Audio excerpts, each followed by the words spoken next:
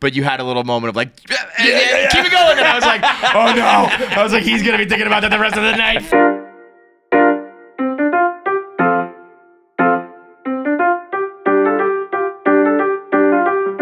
All right. It's another edition of KFC Radio on the Barstool Sports Network. We are waiting for Feitelberg to get back to give his account of his week so far on tour with Bert Kreischer. We all went up to see him in Hartford last Thursday night, and since then he went to Baltimore, Hershey, Pennsylvania, I think another spot, coming back home to do the episode, and then back out to the Midwest with Bert. So Johnny Arenas will tell you his whole experience now that he is just a full-blown stand-up comedian. Yeah. Which is one of those things that's funny because, you know, I kind of think it's like where you start is like where everybody thinks of you. Like your first impression. Like he started as a blogger and a podcaster. Oh, yeah. But when you think about it, like there's so much life ahead of him that 30 years from now, it's like, well, I've been a stand-up comedian for like 25 years and I was a blogger for a fraction of that. You know what I mean? It's crazy. Like, didn't Bert start? Yeah, Bert was on TV doing like Travel Channel vlogs and all that. So that's what I mean. Like, he's just a stand-up comedian. Yeah, like seeing him on stage, I was like, oh, well, that's crazy. Stand-up comedian. That was crazy. I'll let him give his account, but like, the jokes were funny. His material was good. Nothing, you know, earth-shattering. Like, oh my god, that was the best joke I've ever heard. But his stage presence was immaculate. Yeah. That like, there's always room to grow on like your material and all that. But the stage, he could stop today with his like stage command, and he'd be like a pro. You know what I mean? He like was so comfortable. It was like the pausing. It was the like laughing at himself. Yeah. Kind of giggling, getting everyone to giggle with him. He was just himself. Like, it was kind of like what I was talking about, being a conductor. We'll get more into it later. Yeah. We'll wait for John because, but that was what I was really impressed with. See. I was saying that room was so big. If they asked me to just like go up and do a sound check, I'd be like, oh my god, I'm so nervous up here. Like that, we said ahead of time, you know, I don't think he's gonna be nervous. Then I saw the people and I was like, how the fuck could you not be nervous? Yeah. So we'll get more on his insight, but I can tell you from my point, I was nervous watching him. I was with him too. Yeah, like I was in the crowd. You were back. So you were watching him firsthand. And he wasn't nervous, but I could tell like he was definitely slightly skittish, nervous, but like holding it back. Yeah.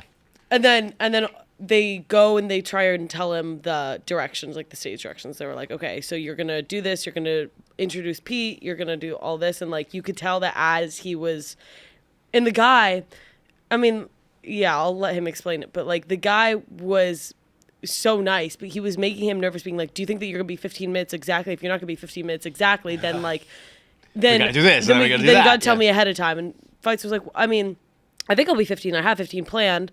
And the guy was like, well, are you sure that you have 15 planned? And then Feits was like, well, what if I don't know. Yeah, he was like, well, what if I like go a little faster?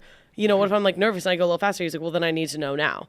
And so then Feits was like, he was literally standing up and like pacing around the room with this guy and being like, okay, well, then just make it 12. Then just say 12. Let's plan for 12 minutes. And the guy was like, okay, but then Bert's gonna be waiting for 3 minutes off stage. So do you want that? So you gotta tell me. Were they fucking with him? Was this like Bert being like, go fuck with him because it's his first time? And he was so nice. Like this guy's like just trying. He's just really good at his job. But as somebody who's so nervous, like you don't want to like have somebody sitting there second guessing you before you even can second guess yourself. Right. So that's not the time. So then he's like, okay, it's fine, but just like 3 minutes is a long time for Bert to wait like on the side. And Bert wouldn't have given a fuck. No. But this guy's just trying to like do his job. So then like just like starting to kind of freak out, being like, okay, then I have 15 minutes planned. I'm pretty sure I'll just do the 15 minutes. And then like the guy left and I was like, do you want to run through like your 15 minutes? And that probably didn't help because then he was like, no, I know that I have 15 minutes planned. I spoke to him like maybe half hour to go. Yeah. And I was like, I'm here. Like, if you want me to come backstage, cool. If you don't, fine. And he was like, no, just stay put. And I could kind of hear his voice a little bit. I was like, are you all right? And he was like, nerves are starting to set in. Like, I'm definitely doing some pacing. Well, you called me and you were like, hey, we're here. Like, Oh yeah, he grabbed the phone. Should we call or should we come to the back or do you want us to stay here? And I'm looking at him now pacing. Like now he's freaking out at this point. So I was on the phone kind of, and I didn't want to tell you like, hey, I don't think it's a good time. He's kind of freaking out because I couldn't say that in front of him. So I just go, it's come back here. Well, you can, and then he just grabs the phone and then he explains it. But I mean, I felt like I was watching one of my kids like go on stage to do something like that level of nerves where I'm always like, please make this free throw, Shay, or like, Keegan catch that ball or whatever. So I actually have some footage. I didn't do it. I didn't even look at it yet, but I filmed myself just as he went on because I think you could like see it on my face. I was like sitting there like, nervous, but I knew there was a couple people in my section who recognized me, so I didn't want to put out. I want to just be like, it's my boy. He's gonna crush it. What are you talking about? But I was like, oh god, okay. But it was that like I just think back to like some of the shows we've done. I mean, we did a decent amount of shows over the years, and like down to the last time we did one, I was nervous. I was sweating. I was like just every time nervous, and so I don't know what I would have been like in front of that many people, and he was fucking cool as a cucumber, at least that he projected that. I actually really didn't get a chance to talk to him much afterwards about like how nervous was he, but if he was, he hit it very well. Like just really, really good. Walking back and forth, playing with the mic stand, leaning on it, holding the mic, chuckling, like you said, like pausing. Like that was another thing. I felt like I have to fill the air every second. If there's a 2 second, like 1, 2 of silence, it feels like 2 hours, Yeah. So then you just start babbling, and then that sucks, And he would set the premise up and then like look around, like, you guys get what I'm doing? Yeah. Like, you see, okay, now go. Like all those things that are either, I don't know what's more impressive is if he worked on that and figured it out, or if it's natural and he just can do it. But either way. Yeah. It's like you're a comic. it's like he turns, I don't even know how to describe it. He has like the perfect like, you know how they stare out into the crowd and they laugh or whatever, and then like it gets he just does it really well. Like, yeah, because it's that like laughing at yourself in the right amount in the right time, it makes it be like, okay, yeah, we're all here to laugh. Like, did you like, was he, I know you, because you guys have been doing the show and all that, and auditions and stuff, but did he like run through his material with you? Or he was going to, and then we decided not to, that he was just going to rip it. And Yeah. I've seen him go up now. I think we did 5 shows for 4 shows for Out of Order, and I thought that was his best one, that Bert. And I was like, that's incredible to like, he rose to the occasion. Yeah. If he went and fell on his face the first time, I would have been like, almost, to be expected, bro. And what I did not expect was for him to fit like right in. Yeah. Like Pete Lee, Bert Kreischer, these are like lifelong comics, and he was just as like cool as they were. Yeah. Which is fucking so awesome. And that's when I was just like, oh, this is it now. Like now you just go from here. Like, because even I'm like, okay, you're doing stand-up comedy, but I wouldn't be like, this is my friend John. He's a stand-up comic. But now I think I am. Now I think I'd be like, this John is a stand-up comic. Yeah, it's gotta be cool to like find something and then just know, okay, I just have to keep doing it until I grow. And to be like good enough at it right away that you're not like, if you suck and you're like, I'm gonna work on this, you can do that and that's cool. But it's pretty hard if your first couple times you're like, I'm really bad at this. This is gonna take a miracle. Yeah. This is like, to me, I'm just like, if you keep doing this, you will be just as good as. I mean, you can't just be like, you'll be as good as Gillis or Bergazzi or whatever. But you'll be in the mix, like, if he just keeps going. There's nothing, and I mean nothing, that sounds worse to me than doing stand-up comedy. That actually, like, I don't know why anybody would put them through that. As somebody who is socially anxious, like, the idea of bombing.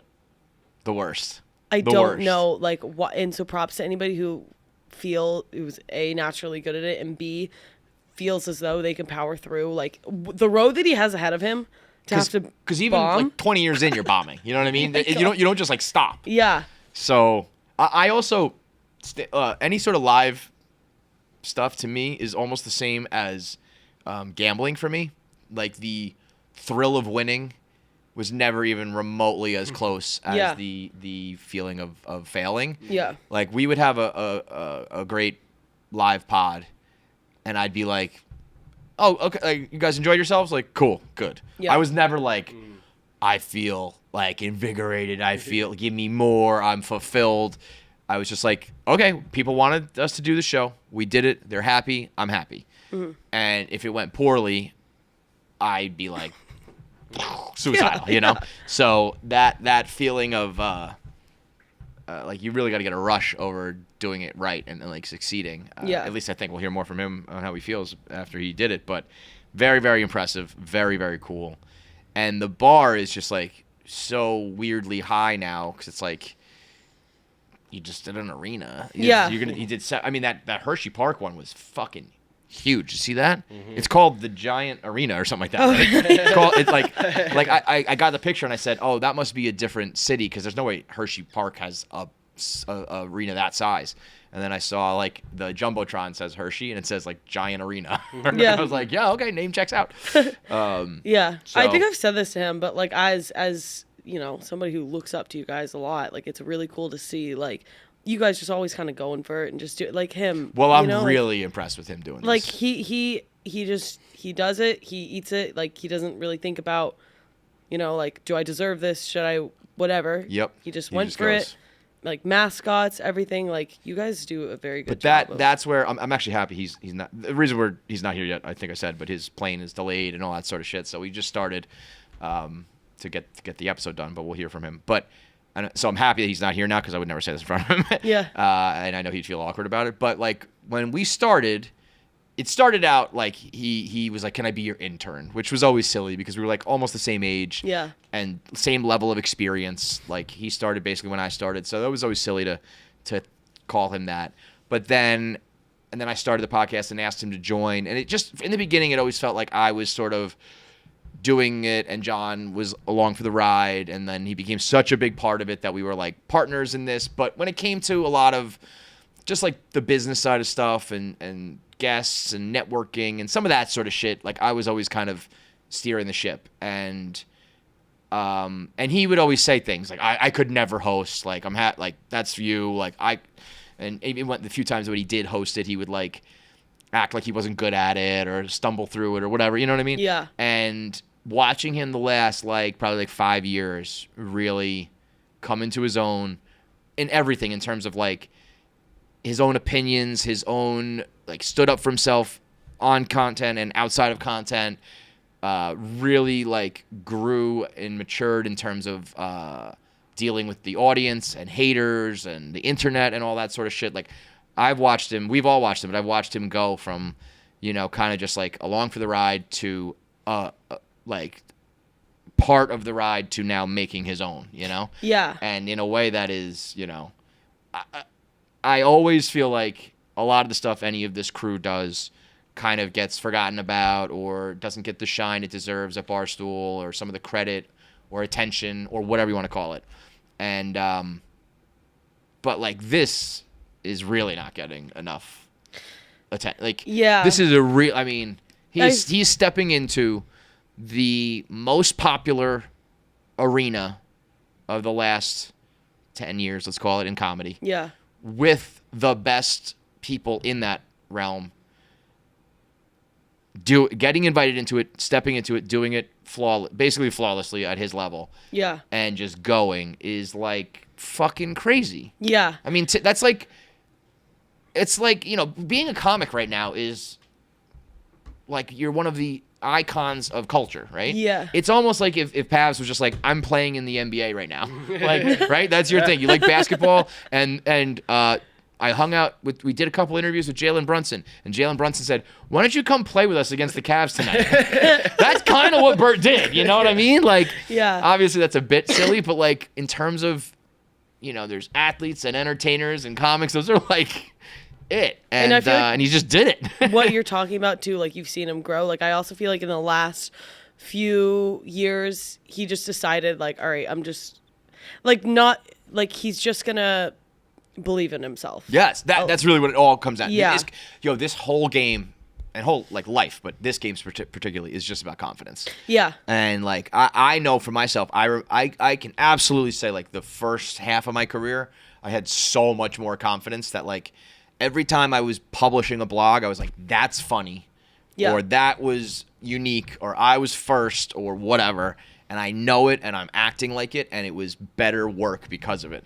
And then, like, as you go on, you know, life happens, shit happens, people hate you, you know, whatever, and as soon as you start to question yourself a little bit, it just, like, the work kind of falls off, you know? Yeah. And so to, like, start really believing in yourself and really think it, really mean it, and do it is 99% of the whole fucking thing. And he's doing that, like, to the max. And also, like, I had, well, a few cute moments in the green room. First of all, the only time I ever saw him, like, even after he was still pretty wound up, the only time I ever saw him relax was when you came in the room, and then he instantly, like, he like felt so much better. Like, you wouldn't have ever seen the difference between whatever.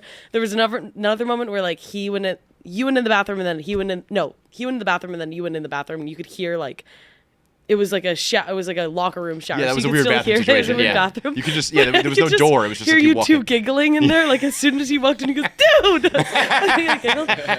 But then Bert was saying to you, he was like talking about 1 Minute Man and how huge it is. And now it's like the 20th time I've heard somebody be like, I get my news from you. Like, I go to you for, you know, to hear about what your take is. You always have a good take, whatever. But again, it had kind of occurred to me, like, you two both have just been so, like, kind to everyone along the way. And you just have slowly, like, I just looked up and you guys were both, like, Bert was complimenting you. He had just done a stage. And you guys have been haven't fucked anybody over, haven't, like, whatever. You just head down, focus on your craft, and it's just cool to see you guys. Thank you for that. Yeah. I mean, that I for sure always tried to be nice to people, but not in terms of, like, for professional reasons. It's just nice. I just want to be nice to people and have friends and stuff. Yeah. But there has been, you know, like, a few moments where I'm like, oh, it, like, really paid off to, like, stay in contact with that person, or not fuck people over, or whatever, like, get an invite to this thing, or get to meet this person, or do this whatever. And it's like, oh, I think that was because we've, like, been good along the way to people, or helped them, or just been friends, or whatever, you know? Yeah. So, but I think when you do those things on purpose for the, like, to curry favor, it doesn't work, you know? So, like, you really have to do it genuinely, and then you might get to capitalize on it. But if you were doing it to try to capitalize, it, like, doesn't. Yeah, and you guys are not that way. Those type of people to do that. It's just, like, you just naturally, you know? And, like, I think the main thing, like, when we did the podcast, I kind of put Bert on the spot to the point that, like, he might have been like, all right, I got to, like, let him come on the show. Yeah. Because, like, that unfolded on camera or whatever. But the fact that he was just like, come along for like 2 weeks, that ain't happening. You're not going, forget about what you can do or not do on stage. You're not getting invited to go with Bert and his team all around the country unless he's like, I can hang with you and I like you and you're going to fit in. I told John, I said, the thing I'm most curious about and most like jealous of is the bus. I like going on stage, killing it in front of an arena, like very cool. And that is like the professional part that's important. You can go make money and be a star and all that shit. But like the bus is like tricked out. And it's kind of like an adult sleep. It's the closest thing you get to an adult sleepover. You know, where you're not like partying. I always say this, like my dream is to be like, you guys want to like all just like hang out and watch a movie. Like, we don't have to get fucked up. We don't have to be out. You don't have to like, you know, spend money, chase girls, be up late at night. Like, you just want to like play some video games and hang out. But you can't do that as an adult because you sound like a fucking weirdo. But something like this is like you're all just kind of bunking up. And like, it's a good excuse to just hang with your boys. Yeah, have right. Slumber party with your boys. Yeah, I think that they're like. We'll find out, but I'm pretty sure they play movies and like listen to podcasts and just like fuck around. And I'm like, that part sounds awesome. But you know what might get him like kicked off and might ruin his career is his snoring. Didn't think of that. I think that I could see Bert throwing him out the fucking window as they're driving. I'm shocked they didn't kick him out after the years. That was the most. Okay, that's another thing. I'm happy again that he's not here now because we can collectively stage our intervention. Yeah. We need to have a talk to our boy about his ear hygiene. Yeah. I mean, that happens to a lot of people, but Bert's on, when the other thing with these guys, when they go on tour, especially Bert, because he like lives his life out there, he brings like a chef, a nutritionist, a trainer, a masseuse, like anything you might possibly need. And so, was that on the bus or was it at an arena? I think that was, I don't know. Event? It looked like the bus. Yeah, for whatever it is, there's some sort of hygienist on the thing, and she's cleaning out the ears. And I would have said no if I was him. Because I mean, he said, he's like, I've never used Q-tips because the doctors told me not to. So if you've never used Q-tips, you know what's going on in there. Yeah. You know what's happening in those ear canals, I didn't have bro. the stomach to watch this whole thing, so I don't even know. Well, I will say this, though, because, you know, I'm a freak. I watch these videos, you know. And so I've watched a lot of ear videos, and then I went and got one. They make these little things that have a little camera, hooks up to your phone, and then it also has like something to, like a little scraper. Yeah. So I'm, when it comes to my nails and my ears and shit, I am constantly clipping, constantly cleaning, and I was like, I'm gonna have a clean ear because I do this all the time. And I put it in, and it was not as clean as I thought it was gonna be. It wasn't like John, but it wasn't as clean as I thought it was gonna be. So then, but I see it, and I'm like, oh my god, this is disgusting, and I clean it out. And I pull it out, and it's like a speck. Okay. Because the camera is like 16x, 32x. It's like zoomed the fuck in. So sometimes what you'll see is like a little bit blown out of proportion. This was not one of those times. It was like it was like a wall, and it was like wet. It was like gooey, you know? Like sometimes it's just like a kind of a chunk. This looked like, ugh. And they scooped it all out and they laid it on like the napkin. Oh, no. And it wasn't as bad as like when you first went in there, I was thinking it's going to be like this big, you know? It wasn't like that, but it wasn't clean either. And, you know, we just, when this family goes, it's like I tell my kids, I'm like, you're representing the family when you go out there. You gotta have manners. You gotta be polite. You gotta be friendly. We gotta have our ears in check. You never know when someone's gonna run up on you with a scope to look inside your fucking head. So to be fair, glass house. I feel like if I don't know if I would be. Well, you know we're gonna have to do this now. I prefer not. I actually. Well, yeah, I know you prefer not. But I think probably like a flaw of mine is my ears. Just like I think I have dry skin in my ears, which is kind of gross. But like if I'm being honest, like I think you got gross ears. I don't think it's like inside is necessarily gross. I think that like the skin in my ears, I have a hard time like keeping it hydrated. If I'm being honest. Can I clean your ears? No. I would love to clean your guys' ears. I've always been like, if I could just become a dermatologist, like pop pimples and clean ears, I'd fucking do that shit.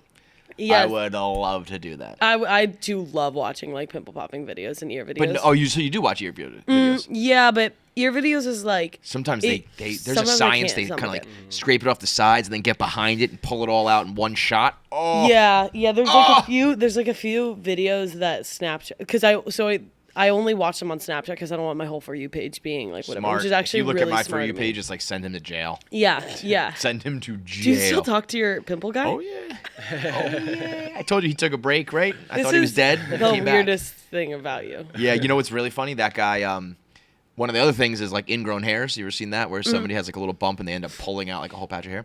And this guy, I'll send it to him and he'll be like, I can't do hair. I don't fuck with hair. But he has alopecia, so he doesn't have hair. Oh, that's right. So I'm like, yeah, this is just some like reverse insecurity of yours. Yeah. You lash out at people's ingrown hair because you don't have any hair. Yeah. I've never met this guy. I'm having conversations about his alopecia and our fucking weird For You page together. Didn't you meet him once? No, not this. No, not this guy. I don't think so. No. Why do you have multiple? No, but you just maybe question it, like, have I? But no, I don't think. I thought that, maybe. I thought that, like, you were about to, at a live show, meet him in person, but I feel like it never panned out. Yeah, there was something along those lines, yeah. I don't know, but... It'd be funny if John came back, and he's just, like, super soft-spoken now because he can hear himself. Yeah. He's, like, talking at, like, we have to, like, lower the mic now. Raise the mic now. He said that he did not feel any different after, but that while it was happening, she felt like she was scratching the inside of his brain. I've always wondered that, like, somebody recently, I think Donnie once had one pulled out, but I thought someone else did as well. And I was thinking, like, yeah, you probably do hear differently, but he said no. Pav, you're deaf, so... I'm deaf, yeah. Do you think, whenever Pav's, like, gives me headphones to watch, like, something he's editing... Through the roof? It is... I don't know how he does it. Yeah, it's just, like, tons of sound design over the years where it's just, like, you're hearing... You have to hear it at max. So you pump it, and I've edited everything on full max for like 3-4 years now. Where now if I'm in a bar, I can't have conversations because I can't. I can't either, but that's just because I think I'm getting old. But that when people are at a bar and they try to talk to me, I'll give it like one attempt, I might say, what'd you say again? And then after that, I will be like, we can't talk anymore. Like, talk to someone else, and like I'll talk to you at the end of the night or when we leave or something. I can't do this. I can't do the whole in and out the whole time. I don't know how people do it, especially if you've blown your ears out over the years editing like he has. Yeah, I've gotten really good at like reading lips because that's what I have to look. Yeah, I kind of do that too. Even just like talking right now, like if you were to turn around, I would be like, I could hear you, but like not as good. And like I read the subtitles on the screen. I'm probably slowly training my ears to just not be necessary anymore. Not good. But yeah, so he's got disgusting ears. Real gross ears. Man, that's one of those things where like, if you're put on the spot and you know you've like never cleaned your ears, you don't want to be like the guy who's I'm new on tour. I don't want to be the weirdo who's like, no, you can't look at my ears. Yeah. But it's also like, this is about to be disgusting, guys. Buckle the fuck up. Luckily, I don't think that Bert is like somebody who's going to turn away somebody because of his ears. No. If anything, he'll just be. Love that. Yeah. I'm sure it's like worked into his act that night. You know? That was the other thing, by the way. Pete Lee opened up for Bert and John. He smoked it. He has a bit about his house burning down in the LA fires. That is so fucking funny. Yeah. And then I thought that was one of Bert's best shows ever. Oh, same. I love his style. I know some people will so say funny. he just tells stories and like talks about his family, and that's true. Like it's not as much of like a Anthony Jeselnik punchline-y type of like stand-up set, but I like it. I like that better. Yeah. Because first of all, it's unique. Like no one else is telling that joke because it's about Leanne or Georgia or Isla. Like it's wholly original. And I find it way more relatable because it's just like, oh, that's just a husband or a father or a buddy. Like that's the way he does it. I think it's I actually really prefer that style, and I thought his was great too. He has a couple new bits that he's doing for a special that are like when he fleshes it out, it's gonna be. That's my favorite thing about doing the comedy podcast stuff is when we interview people like at the beginning of their process of a new special or something, and then we were fortunate enough to get invited to their show, and then they come and do an interview, and then you see the special. So you've seen like, oh, I remember when you started that bit. I remember on the podcast when you talked about it. I remember seeing it a follow-up time where you tweaked it and added it, and then I saw the final form on the special where you like perfected it, and it's like, oh, that is a piece of art that I watched it go from a blank canvas to like that masterpiece. So he has some new stuff in there that when it's done, I think is going to be great. And same thing with John is like a couple things that I'm like, you're going to find your way on how to say that. And what was really cool was watching Bert afterwards. We went to the green room and Bert was kind of holding court and he was talking business and talking strategy about comedy and also just like life in general. And he started to be like, here's how I would have said that. Here's what my punchline would have been.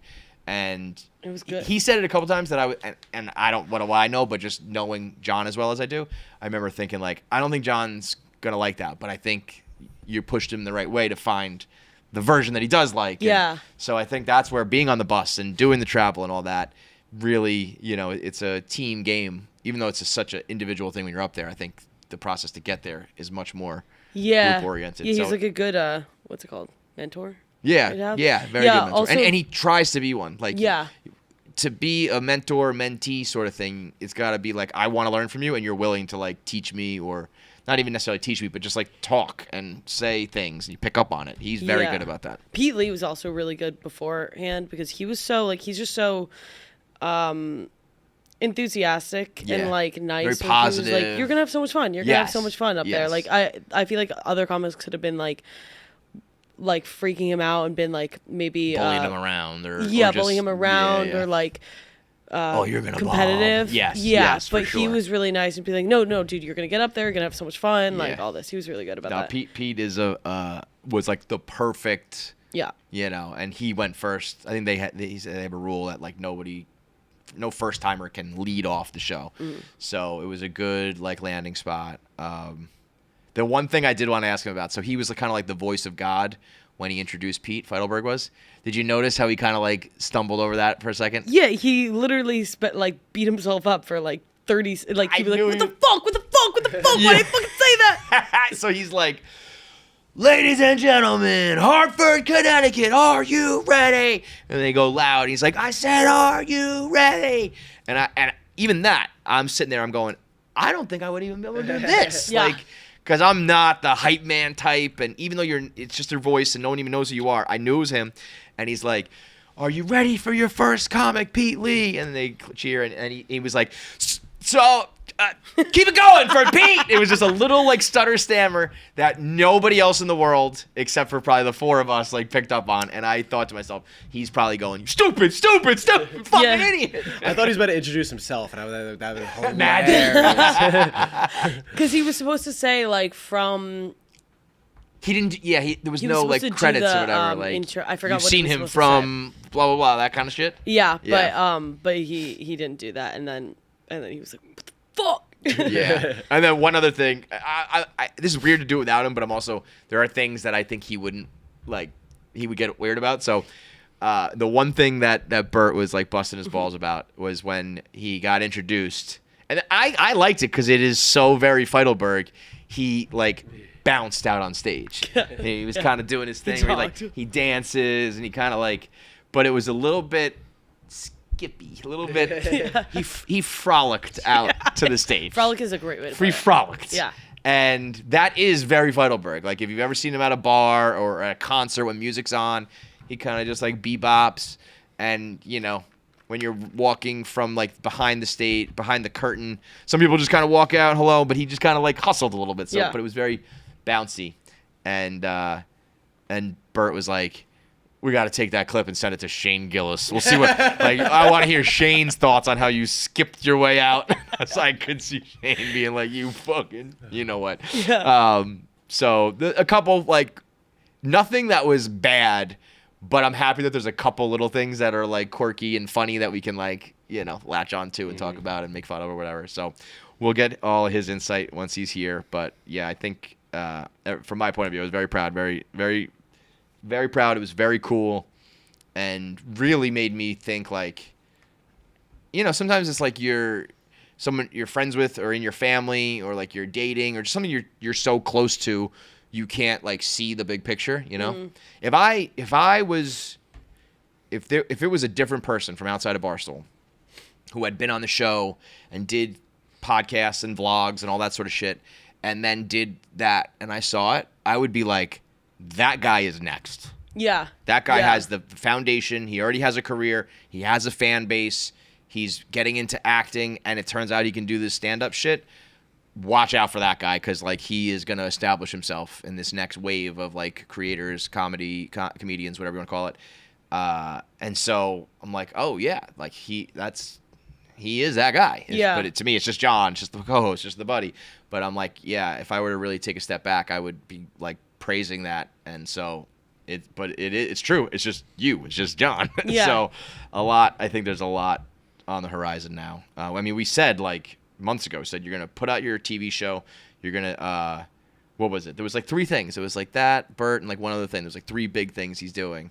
Oh, he acted in Tires. He got like his Netflix debut, and then he did the Arena, and like all of those went well. Everything like, you know, grew, and I think it's just like kind of like launch pad to just go now. Well, now it's just like what you say, like consistency. Like now he just has to keep going and going and going and going and going, and then one day he'll look up and like he'll be like, doing arenas on his own. Yeah, it's been 20 years, and But it's cool that it's like now he's for sure, and it's took.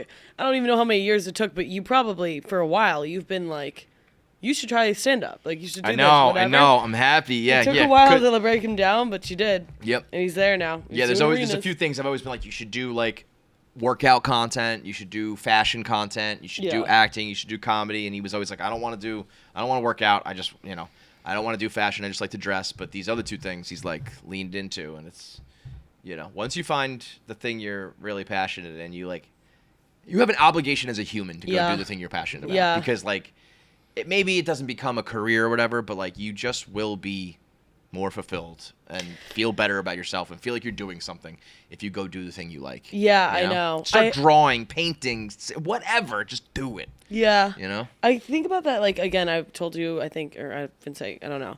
I've been rewatching The Bear. Yeah. And the first time I watched it, like, I was kind of like, he seems, what's his name? The Bear? Bear. Whatever. Jeff. Yeah, whatever. Carmine. Yeah, Carmi. He seems so miserable, and I'm like, that he just seems like he's living like the most miserable life. But then, upon watching more, like you kind of realize that he has a dream. He's going after it. He's like, he has so much passion around it. And then you see how he brings everyone else along with him who didn't even have dreams for themselves. Mm-hmm. But by him, like, being the just kind of going for it, no matter how miserable he is, like, he is single-handedly improving everyone else's life. Yeah, because it's inspiring. Like, even if you don't realize it, you're getting motivated. It's just like, you just do have an obligation if you find something that you're passionate about and you can go after it. Because there's so many people who don't even know. Yeah.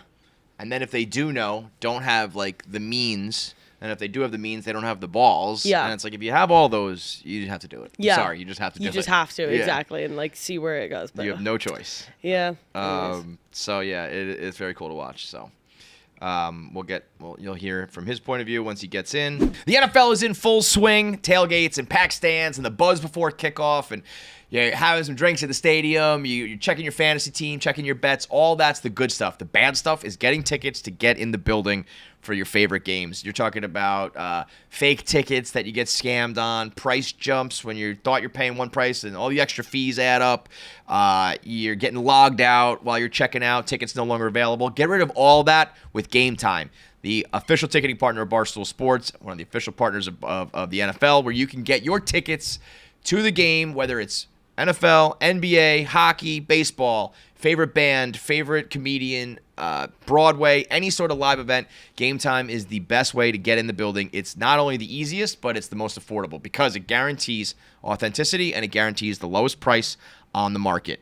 They have amazing deals, amazing sales. Ticket prices drop as we get closer to the event time. And it's all incredibly easy to use. The Gametime guarantee means it's 100% authentic and the best price available. All the fees are included, so it's not like you click on one price and end up paying another. What you see is what you get. What you see is what you pay. We have tickets coming up. I'm going to Monday Night Raw tonight, thanks to Gametime. We've got, of course, the Knicks, Giants, Jets going on. All sorts of bands coming to town. Comics always coming through. Whatever it is, Gametime has got you covered in your town for the best live entertainment. So take the guesswork out of buying NFL tickets and all tickets with Gametime. Download the app, create an account, and use promo code KFC to get $20 off your first purchase. That's download the account, promo code KFC for $20 off. Terms apply. Swipe, tap, ticket, go. Download Gametime today. This show is sponsored by BetterHelp. Shorter days don't have to be so dismal. We are in prime seasonal seasonal affective disorder, seasonal depression days. It's getting early, late. It's getting dark early. It's getting late early. It's getting cold and dark is what it is. And that messes with people. You get into a dark spot. If you need the sunshine and warm weather and you don't have it, you got to be working on your mentals, and that's where BetterHelp comes in. This November, BetterHelp is encouraging everyone to reach out to check in on friends, family members, and check in on yourself.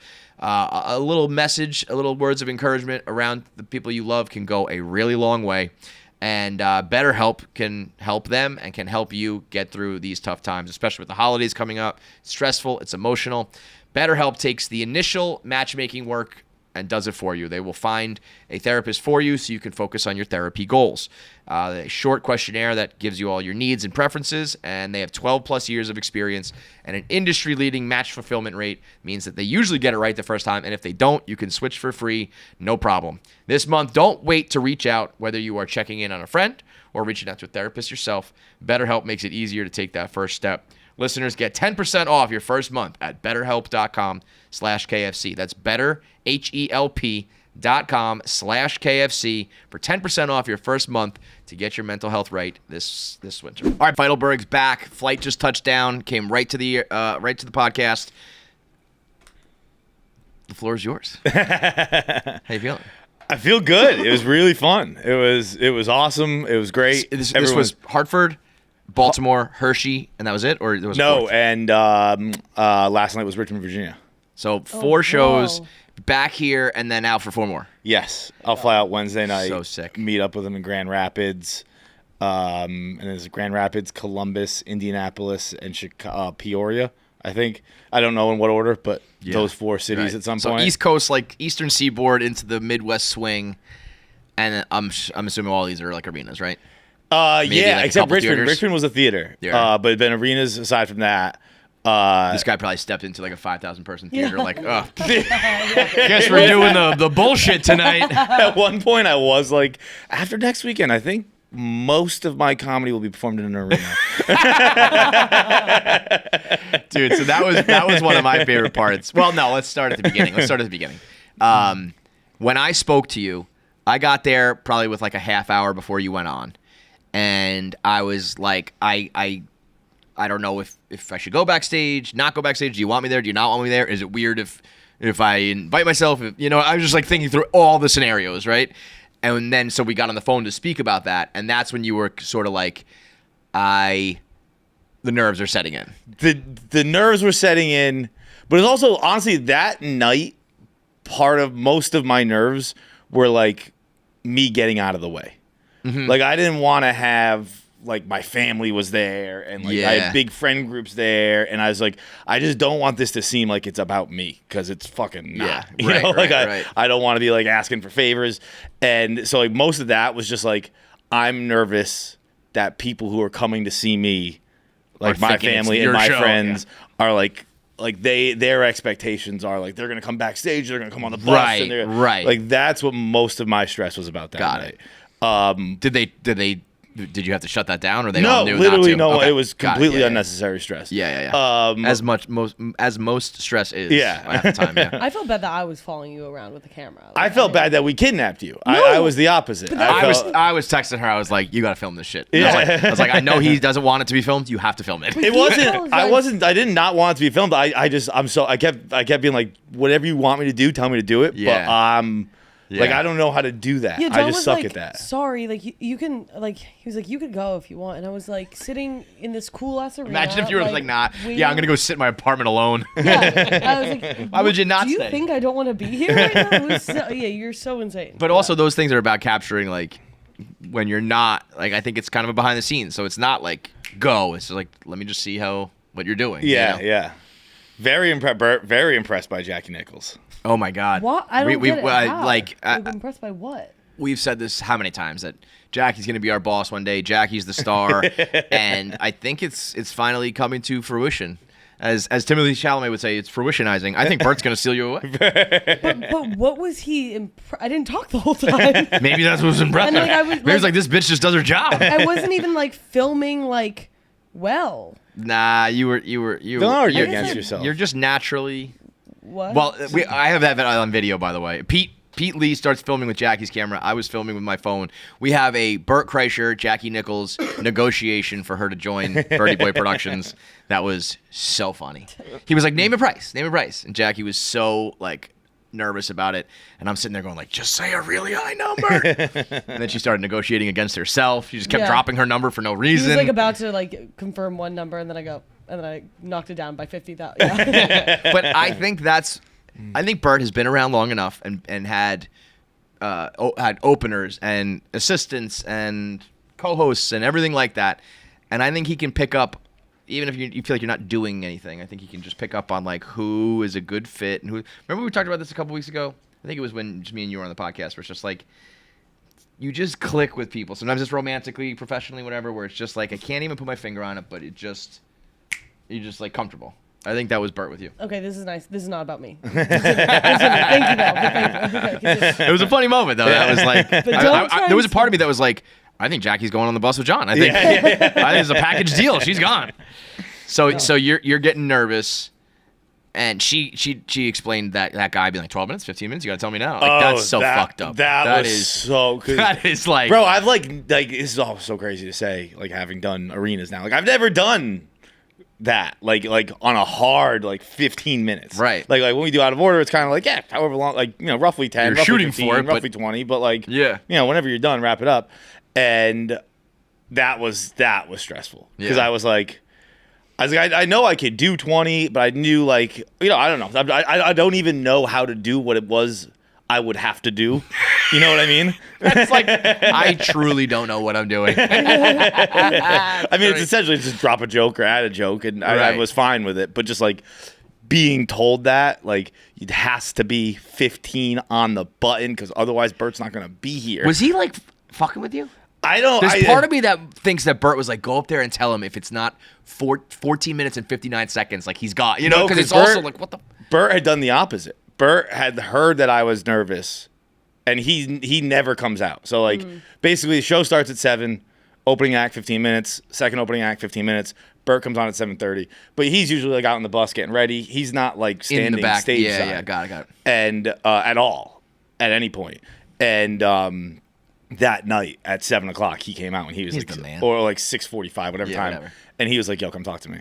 And I guess That's people awesome. had told him that I was nervous, Yeah. which I really didn't think I looked that nervous. Obviously, I did seem to be, but like, because I really like internally, I wasn't freaking out. Like I wasn't that nervous. I had the natural nerves, I think, but Yeah, I I wasn't think like that's probably what it was. over the top freaking out. I think if somebody catches you just like pacing back and forth, they're probably like, "Oh, that guy's nervous," and then I'm game of also just a telephone. pacer. Like Yeah, I just, so maybe that's it. Maybe you know, like that fucking guy's just bouncing on his toes with his hand behind his back, just walking back and forth. He must be fucking so nervous. Like, no, that's just my weird autistic friend. That's just what he does.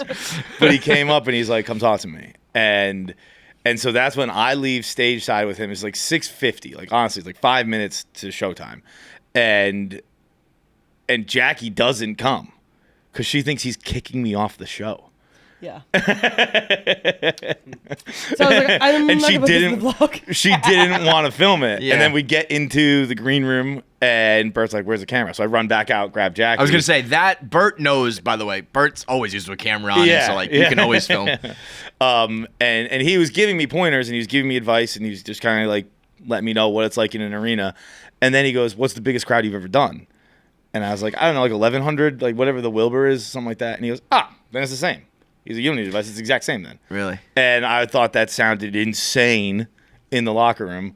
And then I got on stage, and I found it to be pretty true. Really? Yeah. Like it Interesting. was like you can see the first few rows. And there's the lights. After that, it's kind of just There's a balcony. It's just black out Yeah, there. right. When your set ends, and you're bringing out the next comic, the lights go up. the lights go up, and you're like, "Holy shit!" Yo, you were. The material was good. The material, like the jokes were good. I don't want to like say what the jokes were, but the control on the stage was like excellent.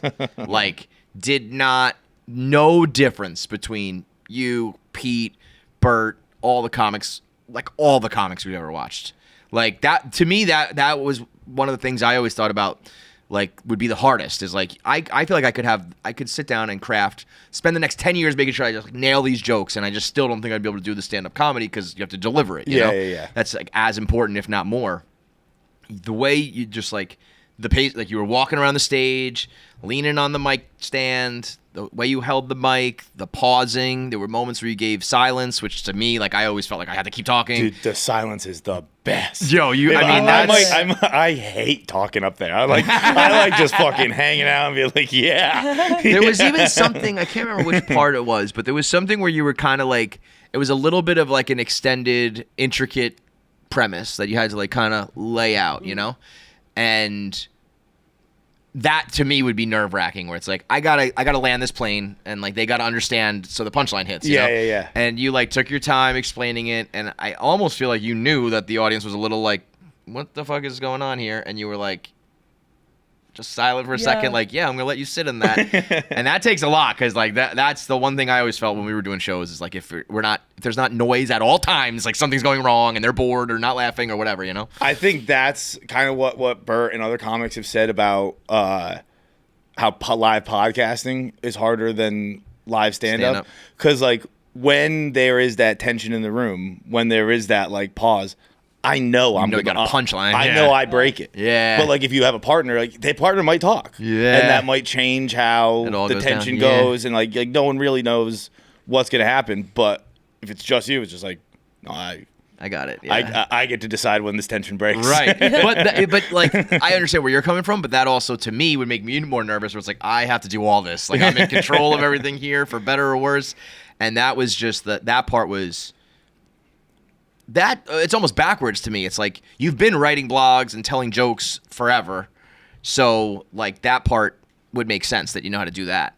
But this other shit, like you really haven't done like this yet. And it was like, oh, that guy, he can just do this. Like you're just a stand-up comic. It felt good and all that stuff. And you know what I like, by the way? Sorry to interrupt. There was a point. I mean, I don't know if you actually feel this way or if you're just saying it because in the moment you're doing stand-up comedy, but you say at one point, like, I'm a stand-up comedian. I'm a dancing clown. Like, whatever but you said, like, I'm a stand-up comedian. And I was like, oh, shit, he is. He is. Well, you're standing in an arena. It's hard to call yourself anything else. Right. I'm a podcaster who's done stand-up, and now I've been invited to... No, yeah, you just say it. But when you I'm actually a former hockey player first. Happy Gilmore over here. You're not a fucking... Yeah. But, yeah, that was great, man. It was... That control was bonkers. It was cool. I've also been so fucking lucky, like with my intro into stand-up comedy. Yeah. Like I was thinking about this last night or 2 nights ago, maybe, where like widely it's considered the most toxic, not evil, but like scary profession. Like that there's undercutting and backstabbing. Yeah. It's entertainment as a whole, but it's also applied to stand-up comedy. And if you look at the Sherpas I've had through comedy, Took the goats. like it started with Caroline Banowitz, who passed me off to Francis Ellis and Brandon Barrera, who passed me off to Bert Kreischer and Pete Lee. Like everyone has been so fucking nice, so supportive, so like encouraging that it hasn't been scary. Right. That it's been pretty fun. I mean, Bert and Pete have been... Pete was like perfect for night one. Pete's waiting for me off stage That was every night, being like, "You're fucking awesome. You killed it." You're like great stroke of luck there. like little bit like they'll like also have like I think Friday night or Saturday night I moved way too much. I was for some reason Saturday night I was nervous. It was the biggest crowd, but I don't think that's what it was. There's just something about Saturday that I don't know, I didn't feel ready for, and I was walking like the whole stage. And Pete and I noticed that like that was definitely my worst show. That like people weren't laughing that much, and he was explaining to me it's because of the cameras, and I'm getting out of the way, and I'm making the cameras move too much, and people are getting like seasick and stuff like He was that. saying that like that's why Shane like kills in stays put in like that particular situation, like where the cameras, you excited those two big screens, and if you move too much. Because the audience is watching you on those. Yeah, I definitely noticed I watched that. But so he I was get like, that, if you stay still and kind of stay in the pocket, it's easier for them to not get distracted. But they literally get seasick if you're moving around too much because they're Yeah. looking at you on the. And it was just nice to have like feedback and at worst constructive criticism every time I got off stage. And it was also, I think, my first time ever doing a set back-to-back nights. So this asshole. So it was cool to get to work on it like with a fresh memory where I'm like, all right, like Pete gave me that note. I just did this. Bert gave me that note. The crowd reacted to this a little differently. That was my favorite part of that post-game wrap-up was like you were telling the Who's Got Smaller, and he was like, here's how I would do it if I would. And I did it. I did it his way Saturday night, I think. Was that like your closer? Great. Yeah, I closed Saturday night with it. I'm telling you, that's your machine, dude. That's your machine joke. That is such a good story. I thought you were going to do it on Thursday night. I was gonna, but I ran too long. I just didn't have time. Oh, so that was planned. In all the fear, yeah. I ended up having to cut off the last third of or last quarter of my set. Even that, I think, for your first show being long, I think the thing is everyone usually nervous, they talk too fast, and they blow through 15 minutes in 7.5, and you're fucked. Yeah. The fact that you went long, I think, is a testament to how calm and like collected you were. That was also like a Bert advice. He was like, slow down. And I was like, I hear you. I actually don't think I need that. I was like, I'm pretty slow. Did you frolic on stage again? The frolicking was so good. I did. I stopped wearing a hat. That's great. The hat was great. Yeah. I was so fucking mortified that I never thought of that. Like that was a piece of advice. If Bert, when I got off stage the first night, Bert was like, "Oh, I guess I did forget to give you a piece of advice. Don't wear a hat on stage because the cameras, like so much of the joke is in your eyes." That when your brim's down, you're blocking it. I mean, you're talking to a guy who takes off all garments. Yeah, but like, I was like, oh, I should like acting. Like I should have fucking known how much you need to see my face for some of this stuff. But even that, I think, almost tells me like how natural and calm you were. That you weren't overthinking things to the point that you didn't even think about anything. I did. I wore a hat on stage. I don't even wear a hat these days. Yeah. Like I only wear a hat when my hair's too long. Yeah, and you cut your hair. I was up there like, why the fuck am I in this hat? The frolicking was funny because that's like what you do. You dance and you bounce, you know. So to me, it was very. You want to know why I frolicked? It was because I got on stage and he had just said my name, And I was like, I'm too close. No, I'm too far. Too far. So you have to I was speed like, it I up. don't know how big the state. I was like, fucking hell, he's a mile away. I gotta run over. That and when you were the voice of God introducing Pete. I heard you and I go, that's Feitelberg, like he's doing it. And you were doing, and even that I was like, I'd be terrible at even doing this because I'm just not like the hype up guy. But you had a little moment of like, keep it going. And I was like, oh no. I was like, he's going to be thinking about that the rest of the night. Fuck. No one else. I kept apologizing to everybody backstage after that. Notices. And no one was like, everyone's like, we don't know what the fuck you're talking about. I mean, I try to think about like, and that's also just Bert's team. Like Bert, everyone who works with Bert they're the best, the nicest. But also, person. there's that's not even. I don't think they're like acting or doing you a favor. It's like if you know we're doing a podcast and some guests like stuttered or stammered over a line, like I don't know, we didn't even notice. Yeah, you know? yeah. So to them, that's like whatever, dude. I don't know. But that was funny. I think I said, you guys ready for your first comic? Give it up for your next comic. Yep. It was funny. That was good. That was very funny. And then, but I really liked, you know, your set was like, we're clowning some dogs. We're pushing the envelope, talking about Chinese people. Like it wasn't like a safe set. I think of that set as so safe. But that's what I mean. Like that's why I think it's. I think you're gonna have a lot of success here because like it wasn't like edgy or like you get canceled or something. But there was some tension. There was some groans. There was some people being like, I'm sure there was some Asians who were like, what the fuck? I'm sure there was some dog lovers who were like, wait, what? And I think that you're primed to do like good comedy because that didn't feel edgy to you. Not that you're like an edgelord or anything, but it's just like we've been doing this for 15 years. We know what jokes are like really offensive and which ones aren't. And like these ones are, you know, a little bit something, but not gonna ruffle too many feathers. It's just I think you have a good radar for it to not be too safe. You're also not like a shock jock who's gonna be too edgy. Yeah. And it's like right in the middle. Cause like Bert's telling stories about his family, which are like crazy, but they're just like, I'm telling stories about my family. Pete has his whole persona, and then you kind of came in there like fucking shit up a little bit. I thought it was good. I thought it was a good balance. It was a very good set. The in Richmond last night, which is where I think it was probably my best set was Richmond, because I had to shorten it because we had Ian Bagg, who's a fucking hilarious so fucking dude. Yeah, last time was my first time meeting him. He's so fucking funny. We've been talking back and forth over the years to get him on the show, and I think it just like hasn't happened. But he's fucking hilarious. Dude, you should do that. Yeah. He's so nice, dude. He also fucking. That's my bag. What's that? That's my bag. Your bag's over there. Oh, my bad.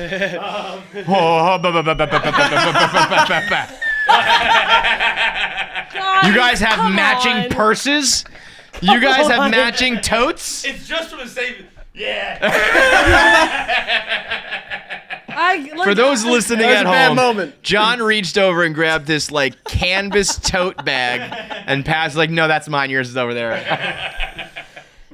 But, dude, Ian Bagg's fucking friends with Marco Sturm and just gave me Sturm. He had just seen Marco Sturm's the coach of the Bruins. Yeah. And he had just seen Sturm and he had all this stuff and he's like, I'm a Canucks fan, so you can have this. Oh, that's awesome. I was like, this is the fucking nicest thing anyone's ever done. But he was great. But because he was there, we all did 10. Mm-hmm. And in doing 10, I think I just did mine like tighter, which I think it's a 15-minute set because I like walking around and I like pausing and stuff like that. But if you move it up to 10, fucking hits a lot. The joke, like laughter and shit like not that. as much quiet tension. Right. But when I was doing, we're talking about groans. I was saying that like we worked out a lot more than I expected on the Permission to Party tour. We did a lot of exercise, and I was like, we're basically a traveling sports team, but we travel by bus, so like more like a WNBA team. And the woman in the front row was like, oh, and I was like, no, stay with me. I think you're gonna like this.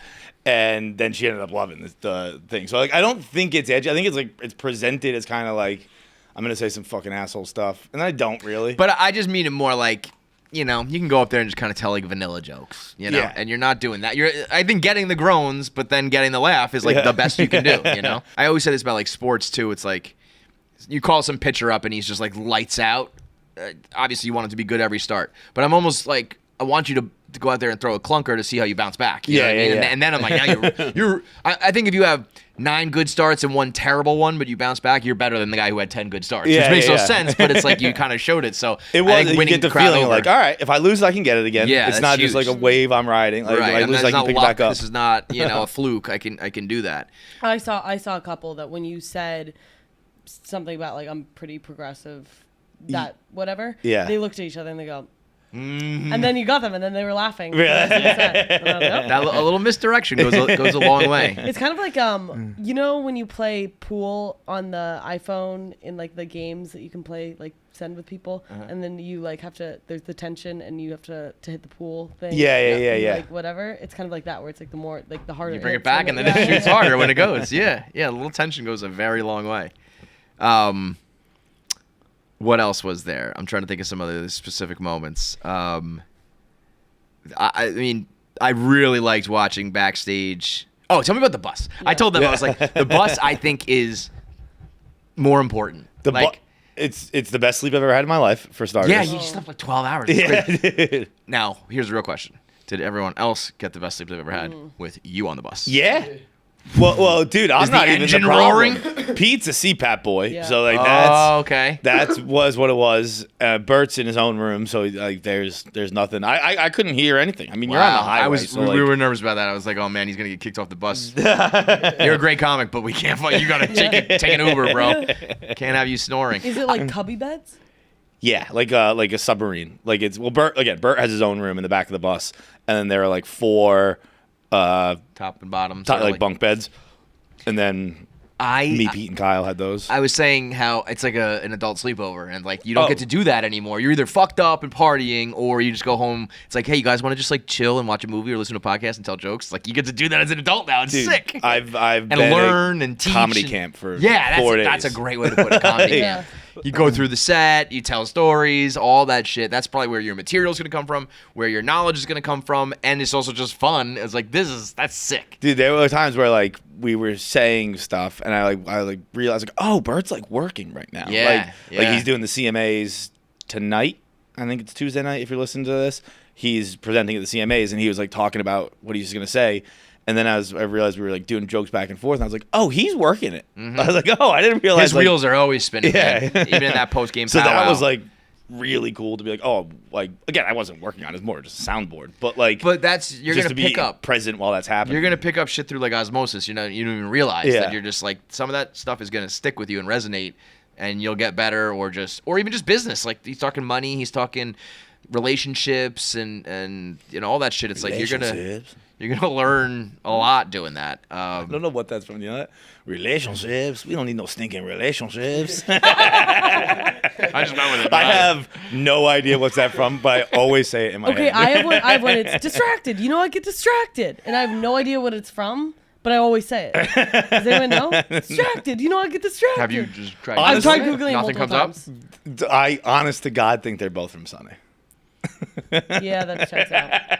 Well, if you say anything with like a Frank Reynolds accent, I'm like, that's from Sunny. Yeah. There's distracted, that too. Charlie, I'm distracted. It's Frank. Yeah. I have a hunch it's from Emperor's New Groove, which is kind of a random hunch for me to have. So I actually think mine might be from. Oh, maybe that. The Office for you.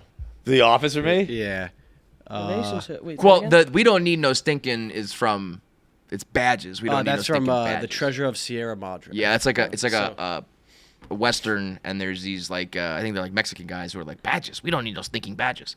And then in Office they parody it. Yeah. It's weird that we have the distracted. You know, I get distracted as batches. You're repeating. You guys are just idiots. Just parrots who are parroting something that was parroted. Okay, we're getting distracted. We get distracted. So the bus it lived up to the hype. Bus lived up to the hype. Traveling in style. Dude, getting to use the gyms in the arenas is so much fun. Mm-hmm. It's been like the fucking. Well, are we ready to do this? This is time for your intervention. What? We gotta clean those ears, bro. Oh God, yeah. I can't have those ears. I said we are a family. I said this is what I tell my kids. Like you gotta go out in the world and represent the family. Can't have those ears out there representing us, dude, bro. Well, I don't know what would have happened. So here's the thing. I was there and I was like, my ears are gonna be the grossest. I don't use Q-tips. Wait, is this just because I say Bert brings a nutritionist and a chef and a trainer, and then one of them was like a hygienist, or was that just a chance thing, or what? No, I think this was like I think when Bert travels, I think people in the area are like, we'd love to come and be a part of something. So that's what she. And I think she, Dr. Emily was her name. I think she's just a local ENT, I would guess. Sure. And probably has, I would also guess. I think they were calling her Dr. Ear Cleaner, maybe. So she's like a social media presence. I think she's a social media presence. So she came, And I was like, yeah, my ears are going to be gross. I don't use Q-tips. I've got the gross. And I, honestly, I didn't really even mean it when I said it. I was like, I don't know. Like, because I said that for when we did Lowering the Bar. And Vibs did the ear thing. Yeah. Fine. I didn't have gross ears that day. And so, but I just kind of said it to kind of be part of it. I was like, oh, I'm going to be disgusting. And then I got up there and I was fucking disgusting. And, but like, and while she's cleaning my ears out, they probably had done the ears of 8 people. Every single person, she's like, there's nothing. Like nothing for me to even use the bare minimum tool. Get out of here. And then I get up there and she's like, well, like, Jackpot. Bro, she was sticking needles in my head that looked like I was getting fucking mummified. Where I was like, that's touching my, I didn't even know I had an itch there for the last 20 years, but I feel a lot better now. Feel good, right? Yeah. And she was putting it in so deep, I was crying at times. They were all making fun of me. And I was like, but while all this is happening, she keeps going, giving me like knowing nods. She's going, you're doing it right. No Q-tips. And I was like, I don't think I'm doing it right. If I'm the only disgusting freak in the room, why are you telling me I'm the one doing it right? Well, I mean, it's one of those things like I think you're supposed to have some level of wax. That's why we produce it or something, right? I don't know. I guess so, yeah. But I just think you went a little too. I also don't even know what you guys are talking about. Like, I didn't look at anything. It looks pretty gross. I obviously I was in the room. I saw the reactions. I have not watched that video. I have not looked at anything. Well, in that what room. I explained to them is when it came out, it's like a gross chunk. But when you see it on camera, it's like 32x zoomed in, so it looks like you have a golf ball of wax in there. Yeah. They pull it out, and it's like a little nugget, And it's like, but that first thing on camera, it looks like your whole hole is brown, like just covered. But you realize the hole is like that big, Yeah. But on camera, it doesn't look that way. So the initial was like, oh, goo! But that's like I'm hoping, obviously you have the second leg and then God willing, maybe more and another tour one day with Bert or something. But when you tour with like these big dogs, like how many, I was thinking about this when you said big dogs. How many people in the world can do what he does? Do a arena comedy tour. Arena tours is probably like 15? Probably more than that in the world, because there's obviously a lot that. But like American comics, but even in the world, Bert, Tom, there aren't many more outside of this, and I'm sure there are some Indian comics who are very popular. Who right, most of them are British. Is a couple. Let's see. So Bert, Tom, Shane, Louie. I don't know if Louie could do it. I don't think Louie could do it. Kevin Hart. I think Louie. I don't think he could have. I don't think maybe like. Okay, we'll take Louie out. But just like arenas. I think he could do theaters and stuff like that. I don't know if Louie I think could if do Louie put his anymore. back into it and like wanted to do it, he could do it. Or at like his peak, he could have done for it. sure. Yeah, but maybe not right now. Kevin Hart could do like a stadium tour. Yeah. Schultz, Bargassi, Fluffy Bargassi, Joe Coy. That you're around like 10 right there, and then I think anything after that is like Drewski. I don't Does know. Drewski do stand up? I believe he has. Yeah. His are more of like It's like a show, festival but shows. if you can sell out arenas like everywhere, add it to the list. But yeah, I mean, so you're talking maybe 2, maximum 3 hands that can do that, and you just jump on and get to do it. I'm like, I And that's never... gonna come with all this other shit, like a silly thing like the ear cleaner is whatever, but like. Next thing might be an actor who, McConaughey came backstage for them sometimes. You know what I mean? What if you were at the show where they were hanging out with McConaughey or Brad Pitt or some shit, and it's like, oh yeah, they're there tonight. You never know. I never considered Bert as like one of those guys. Oh, he was just like kind of like he's that guy. And but just like because he was so close to us, that it's just our friend. I didn't really think about it. Right. And then on the road with him a lot, it was setting in you're like a king. Oh, I'm on the road with one of the most famous comics in the history of the world. Yeah. No, that's fucking insane. And also what was cool about him is he does it. Like I think a lot of comics sometimes are just like, I do the comedy and the rest is almost like the job that I have to do. Yeah. He like wants to network and put people on and come do the ear cleaning, come bring me your food. Let's talk about this. Let's film that. Let's vlog. He wants to do it all. Yeah. So you're getting like the full 360 immersive experience with that guy. It's That's why he's the GOAT. He's like he is beyond the machine. Like what he can do. He was yelling at me last night where he's like, "You're strong. You're so strong." I was like, "Dude, you're as strong as I am." and you're 15 years older than me. Yeah. It's a lot more impressive that you're as strong as I am. Right. And he's like, so we'd work out every day. The first night in Hartford, we get on the road at like 2 a.m. I sleep until like 11. I wake up, he's sitting in the front of the bus. I was like, where you been? He's like, I just did radio for 3 hours. Yeah. I was like, what the fuck are you talking about? You did radio for 3 hours. Like, Non-stop. he just grinds. He does everything all the time. It's insanely impressive. I don't even know how you keep up the drive. Like, once you've made the money and done the tours, like, you really have to love all aspects of being on stage, being off stage, the business, the travel, all of it to keep going. Yeah. He does. He does. Yeah. You can genuinely see like it energizes him. Yeah. Like it lights him up. Like that's Right. why like we stay up until 4 a.m. on the bus because Yeah. like honestly our night's over at 9:30, but we're up all fucking night because I don't know, I guess we got a lot of energy after doing that. Yeah. But it's crazy. It's crazy. It's fucking crazy. And so now onto the Midwest. Does that does that change anything? Like when you're in a different city, different people? Yeah, there's some stuff I'm doing differently. Yeah. Like I'm just realizing, like even Jackie's thing. Like I don't say I'm progressive anymore. 'Cause I'm not trying. The joke isn't like I am a progressive. The joke's just I just say like love is love now. Yeah. Like because I'm not trying to bring politics into it. I did like. I was like, I don't know where this is going to go yet, but it is, if you're going to declare one way or the other, people are going to have a feeling about that. And then it didn't end up being like political, but that's just become one of those words where people go, oh, Right, like, you know? But those are cool things to pick up on too, where it's just like, not like a right or wrong, but just a tweak of like, it'll be a little different and a little bit better, easier, whatever. Yeah. you Yeah, know? and it's also like that really played in Connecticut. I think I got an applause break actually, but like there were other parts where it was like it didn't play as well as it did in Connecticut. Yeah, so like, yeah. it's easier just to go love is love because again, it's not Right. a political joke. I don't But even wanna bring saying politics. that would be funny if you went, oh, that was different in Connecticut. Yeah. That would get a laugh, you know?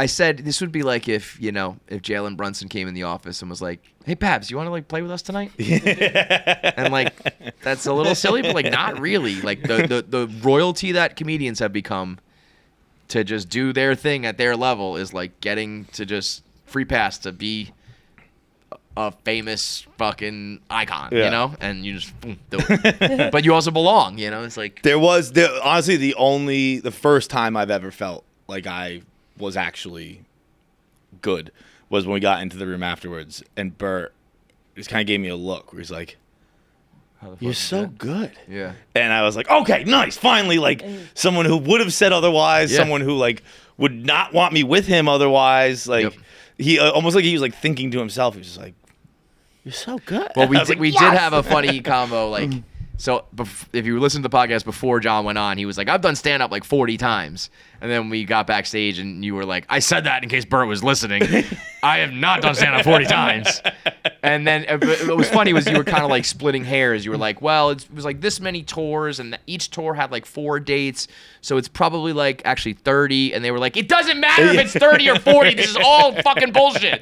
None of this is enough for you to be good at this. Like, I honestly don't know what the number. It's probably 30 now. So now do you like? I think you just go now. You just do this. Like you're just a stand-up comic, and you just go now. And like, you can still do acting and blogging, whatever you want. But I'm just saying, like, I don't know how to. I don't know what the next step is. I don't know either. but this is my point. Are you now like you got to figure this out? Yeah, to an extent. Like, it's kind of one of those things where like I notice it makes me better at my other jobs. Yeah. And so that's why I like doing it. It's like I notice. Like, do you think you're gonna go up like 7 times a week in New York? No, just because I think like maybe once or twice. I think I'd like to do, but I think after that you get to diminishing returns. I'm with you on that. I feel like unless you're one of those sick fucks who like it's like you need it, It's Yeah, almost like which an I don't addiction, need. I very much enjoy it, but I don't need it. But I there is part of me that's like it just makes me think of like I guess actually sorry to interrupt. I actually would like to go up tonight probably. But you're gonna go up to like 3. You're gonna bounce from the stand to this. It's to the one of soda, those things where like I what? was like, because last night I did some stuff that really worked. I want to make sure it still does. When are you back on Thursday? So you have a couple days. Yeah, you should probably like try to keep it going. I might, but then also like, I mean more like in the future. I think I'd like to do my own tour. Obviously, clubs. Maybe next year, like 2027.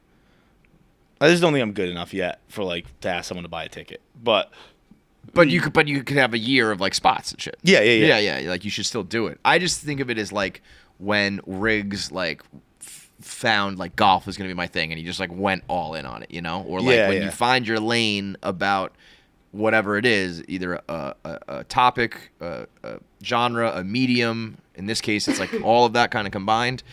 I think it's time to go. You know? There's no doubts. There's no. It's a like, real questions. shame. It's a year after the decade of comedy reigned.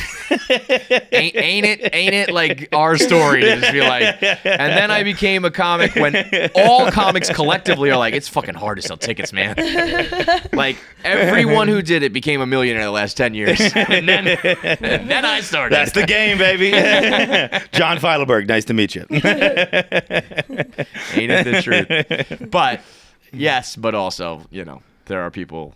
Comedy's always gonna go, and like, that's why I said like it's not really the like I very much like being up there. I don't like the moments before stage. I don't like the moments after stage. I really like being on stage. Like, I was saying almost the exact opposite. Like my whole thing was, I likened it to betting, where it's like the highs of winning don't even come close to the lows of losing. Yeah. And I remember if we had a good KFC radio show, I would just be like, okay, the fans are happy. You guys think we did good? Cool. Yeah. And if we did bad, or we never really did bad, but if I felt I didn't do good or whatever, and the whole time I'm nervous, that was terrible. And I did not get enough rush satisfaction, whatever you want to call it, from the good nights, that it was like I could do this every night for 10 nights, 7 nights a week, 10 spots a week, forever. It just wasn't there for me. But it is interesting to see if you can parlay it into like, now my skits are better, or now I also think I think living is the most important thing. Completely. And you're living. You have. Spot on. I couldn't agree more. And I couldn't mean more jokingly, and also in the way you really mean. Because you have stories now, you have experiences now, good, bad, or otherwise, that like, you could sit on your couch and watch another episode of TV, or you could go do some shit. And it's a lot easier. I think that's also what made. Not that it was so easy, but that what made it easy is like, this is a win-win. Yeah. If I fucking bomb, that's funny. Got material. If I fucking do great, that's funny. Yeah. I do okay, whatever. Yeah. Like the only thing that wouldn't be fun is if I was just blah. Right. Like if I got there and sucked, that would have been fun. You know what? It's like, I hope my ears are either fucking super clean or disgusting. Either way, there's something there. And I mean, I can't wax poetic enough about Bert, though. Like he's just he's just, the way he did this is like he's giving back to comedy. He's giving back to like someone who has been good to him, and he's reciprocated. He's I think I'm pretty in debt to. Yeah, but you know what? Like, I don't know. Like, there was for sure a time like Mario posted like our first conversation with Bert was like in the Crackhead studio, back in the day.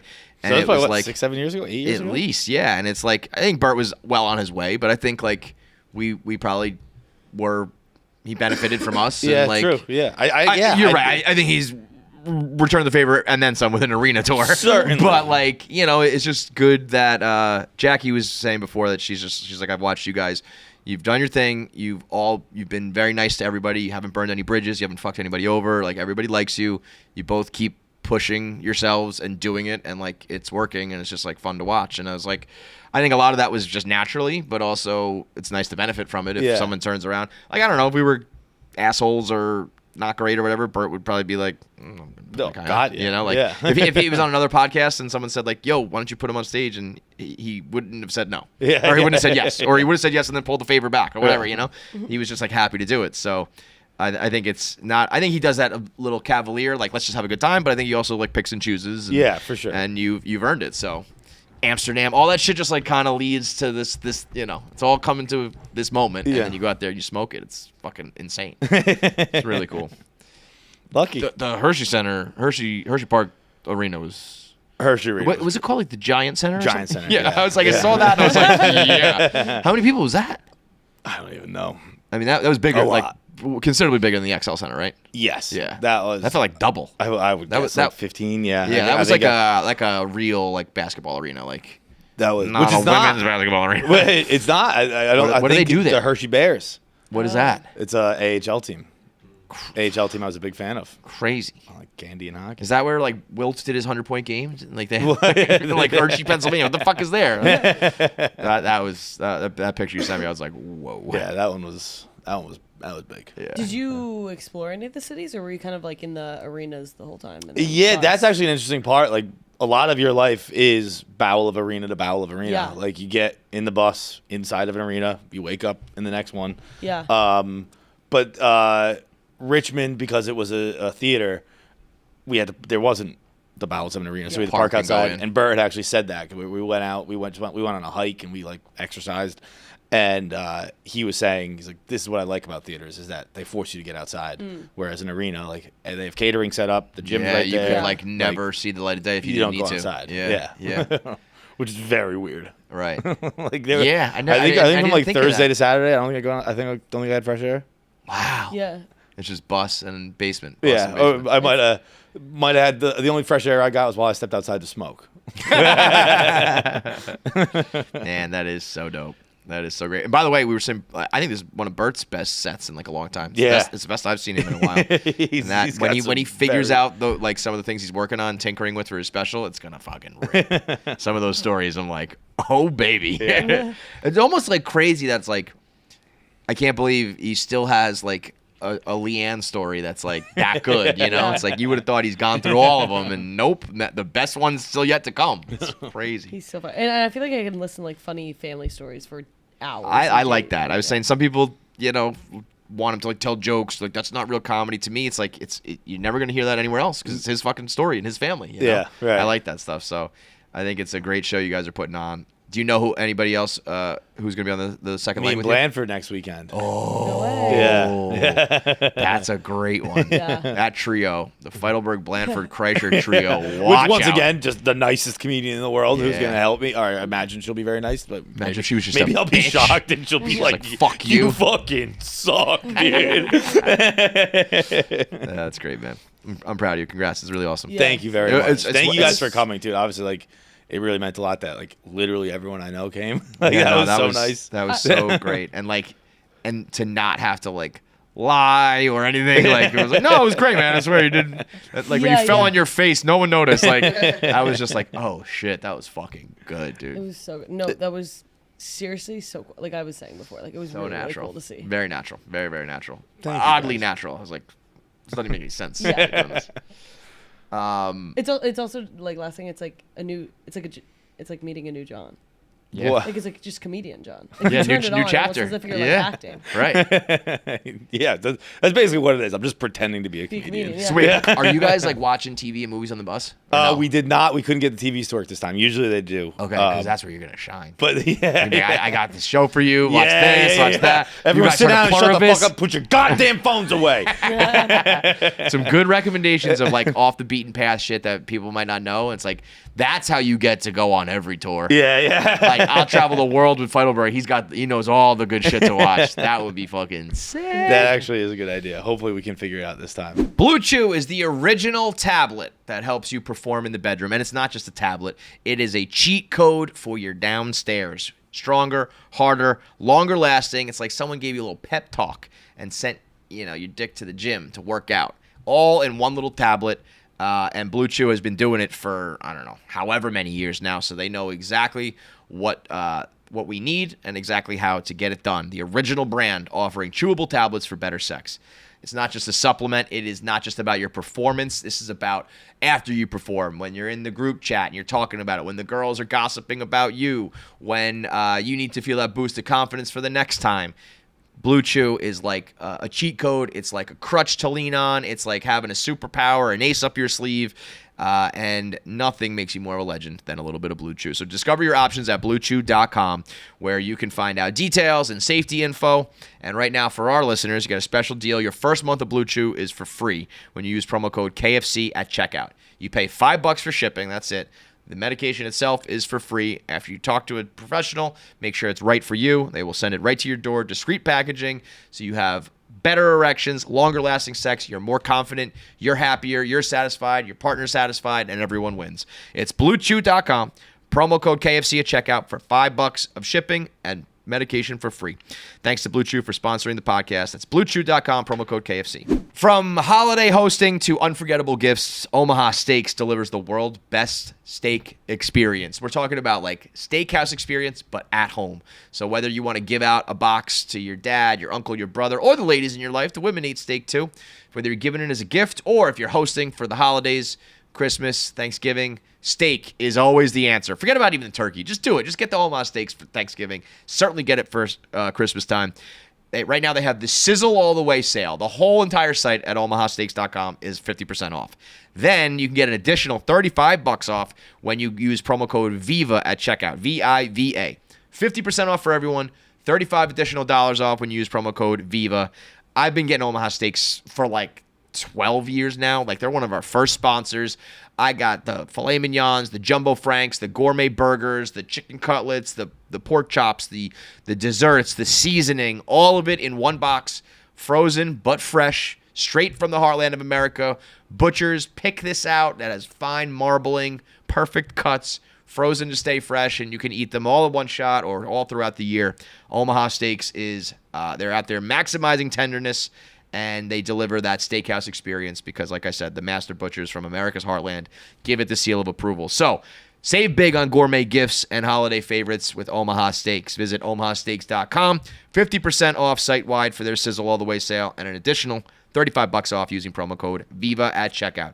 Terms apply. See site for details. That's omahasteaks.com, promo code VIVA. We'll start with politics.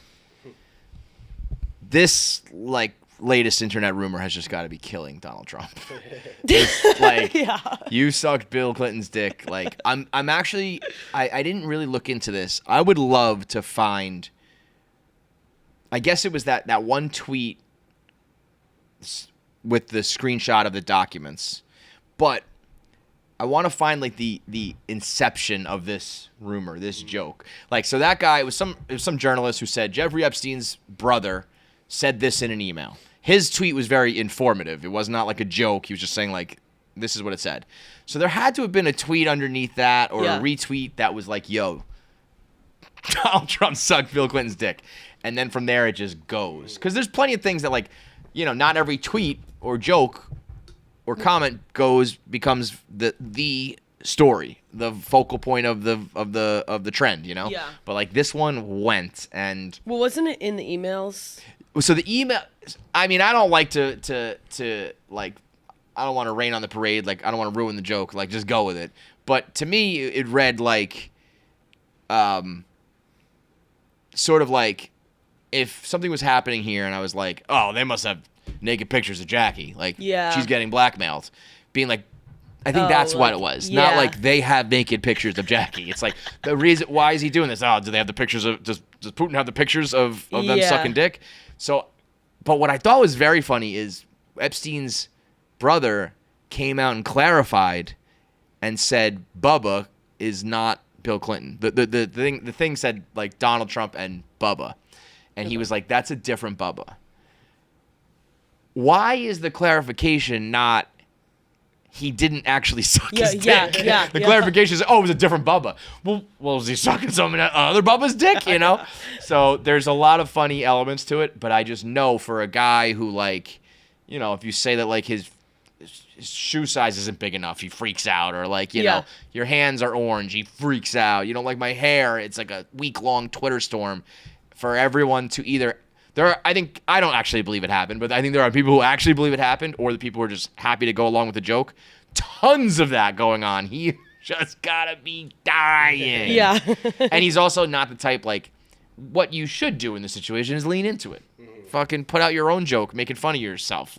Yeah. And that kind of disarms everybody, but that ain't happening. That's not his style.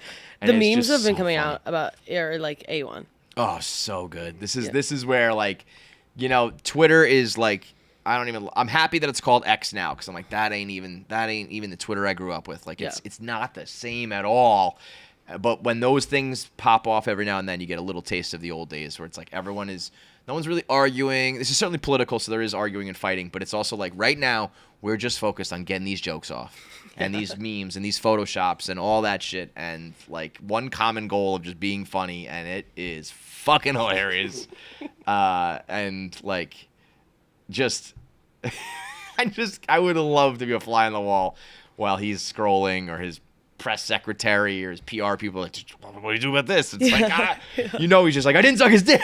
It's just so good, man. And he probably was already so stressed out with like just the list in general. Yeah, because that's heating up, and all these emails coming out.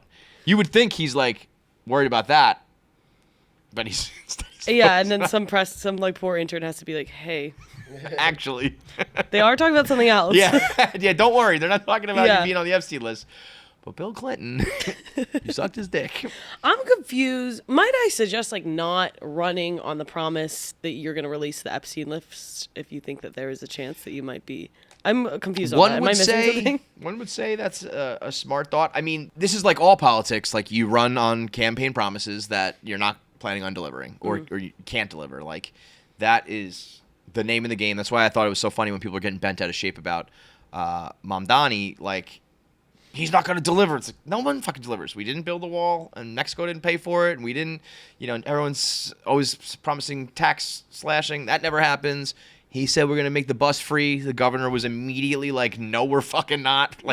So in this case, he's probably like, let's just tell him, I'm going to reveal JFK, the aliens, and the Epstein list. People want that? Good. And then I'll never do it.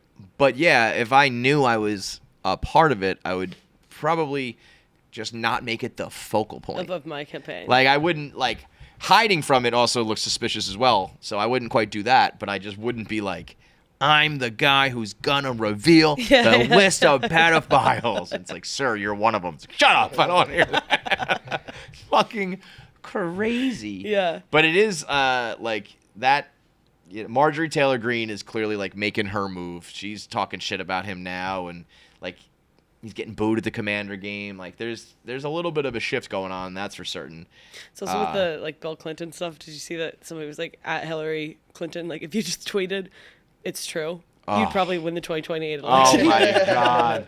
Yeah, the opportunities right now. That's where I always say that there's all these politicians who are kind of trying to do Trump, but they can't do it, Yeah. So right now, if the tables were turned and Trump had, like, a meme trend like this going on in one of his enemies, he would be fucking killing it. He'd be running up the score. So someone's got to do, the same for him. But right now it seems like the internet's taking care of it for you. So they're probably just like, all right, I don't need to.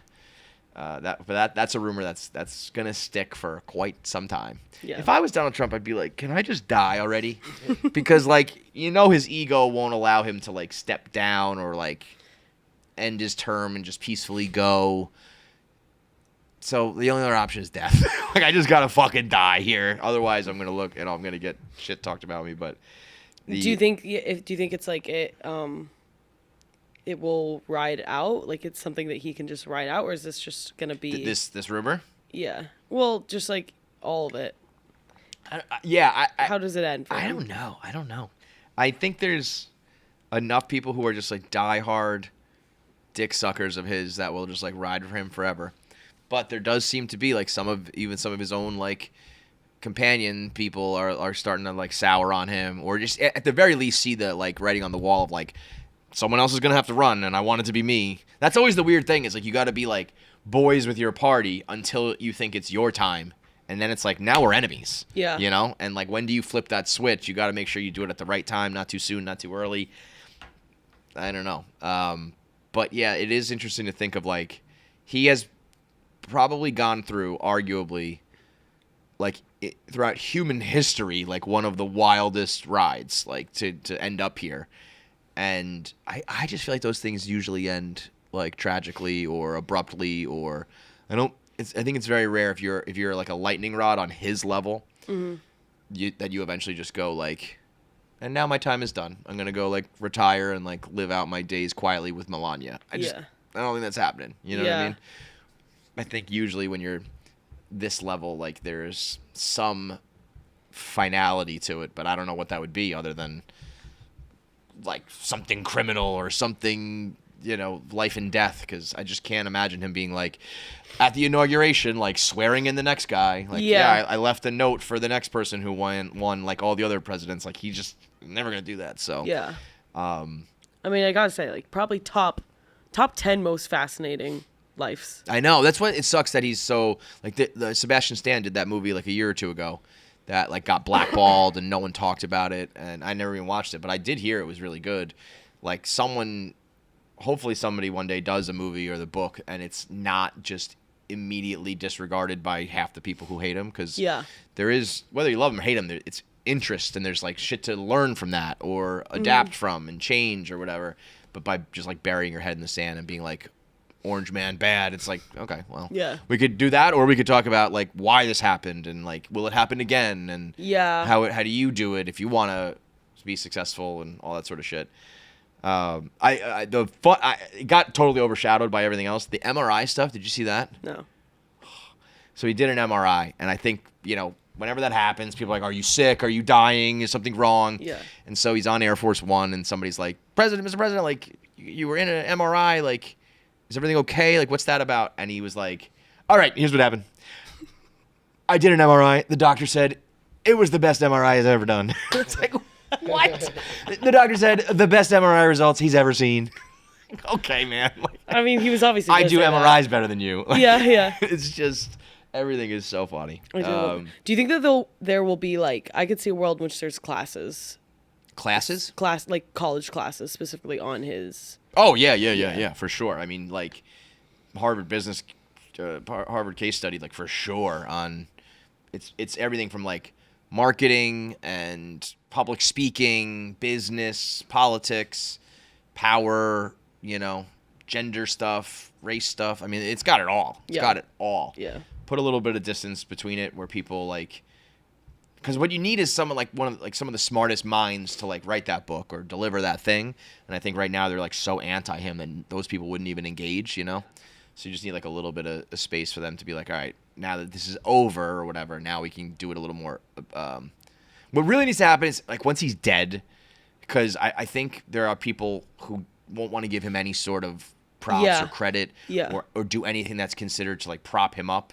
So it's like once he's gone, then people can be honest and be like, well, he was fucking funny, or he was like, I've heard people just be like, he's fucking stupid, like he's a dumb person, and it's like, I don't think you can say that about someone who's like just done everything he's done. It might not come across as not like the best vocabulary or the most eloquent or intelligent in like those regards, but in terms of just like street smarts and life accomplishments and reading a room and confidence and power and all that stuff, like, come on, you can't. Became the fucking most important person in the world one way or another. It captures people for some reason. Yeah. Like, you can't be honest about that. You can't even say that. Like, So, so there's that. I did think in all this Epstein stuff, Megyn Kelly's comments were pretty fucking bonkers. Did you see that? She was explaining that someone she knows who was like involved in the Epstein investigation, so like kind of has like firsthand knowledge, I think, or someone who's very intimately close to it. She was echoing what he said, and I don't think she did a good job of establishing that, so a lot of people thought it was like her comments. But either way, whether it's her comments or echoing someone, she basically was like, Epstein and those guys are not pedophiles. They're into 15-year-old girls. Yeah. I did hear this. Not what you want to say. I don't know why. There is a difference between a like teenager and a 5-year-old or a 2-month-old. I get that. Like, there is, you can discern, there's differences in those things. But in terms of just like what defining pedophilia as, like, I'm not going to be the one to say that. If there's some clinical doctor who says like, actually, anything above the age of 8 is blah, blah, blah, some shit, fine. Let that fucking guy say that. Me, the talking head analyst on a news show like Megyn Kelly, you ain't gonna catch me being like, they're only 15. Like, no big deal. They're not 5. Like, that came across fucking crazy. Insane to say that. Crazy. And like, I don't know, someone who's been in the game as long as her, like, you gotta know that or see that coming or whatever. But that was fucking nuts. Yeah. It's like 15 is so young. Yeah. Like, come on. Yeah. Come on. So that was a strange one as well. Also, while we're kind of talking about social media and Twitter and all that, I debated like leaving this one alone, but gonna dive into it because when I've gone through shit, I wish there were more people who like spoke up or kind of defended me. So my boy Rory from the Rory and Maul show is in all sorts of hot water on Twitter, and I don't know if I should even speak on this because sometimes like someone from Barstool coming to you in your argument almost makes things worse. So I don't want to do that, but I do want to speak my mind on this. So Rory, white dude who's been in like the hip hop space forever, was on the Joe Budden show and now has his own thing with him and Maul, and he had some old tweets surface that were like racial jokes and like some insensitive comments. Some of them were like jokes, some of them were kind of fake, some of them were real. Like back in the day on old Twitter, were you ever around when you did like a manual RT? You would write RT and then the person. So a lot of times I would be like RT at Jackie, and I would make it look like you said something fucking crazy. You know what I mean? Wait, that was how you retweeted? Sorry, so you could quote tweet really didn't exist yet. Yeah, okay. So you could just press retweet, or if you wanted it to be your tweet and add your commentary.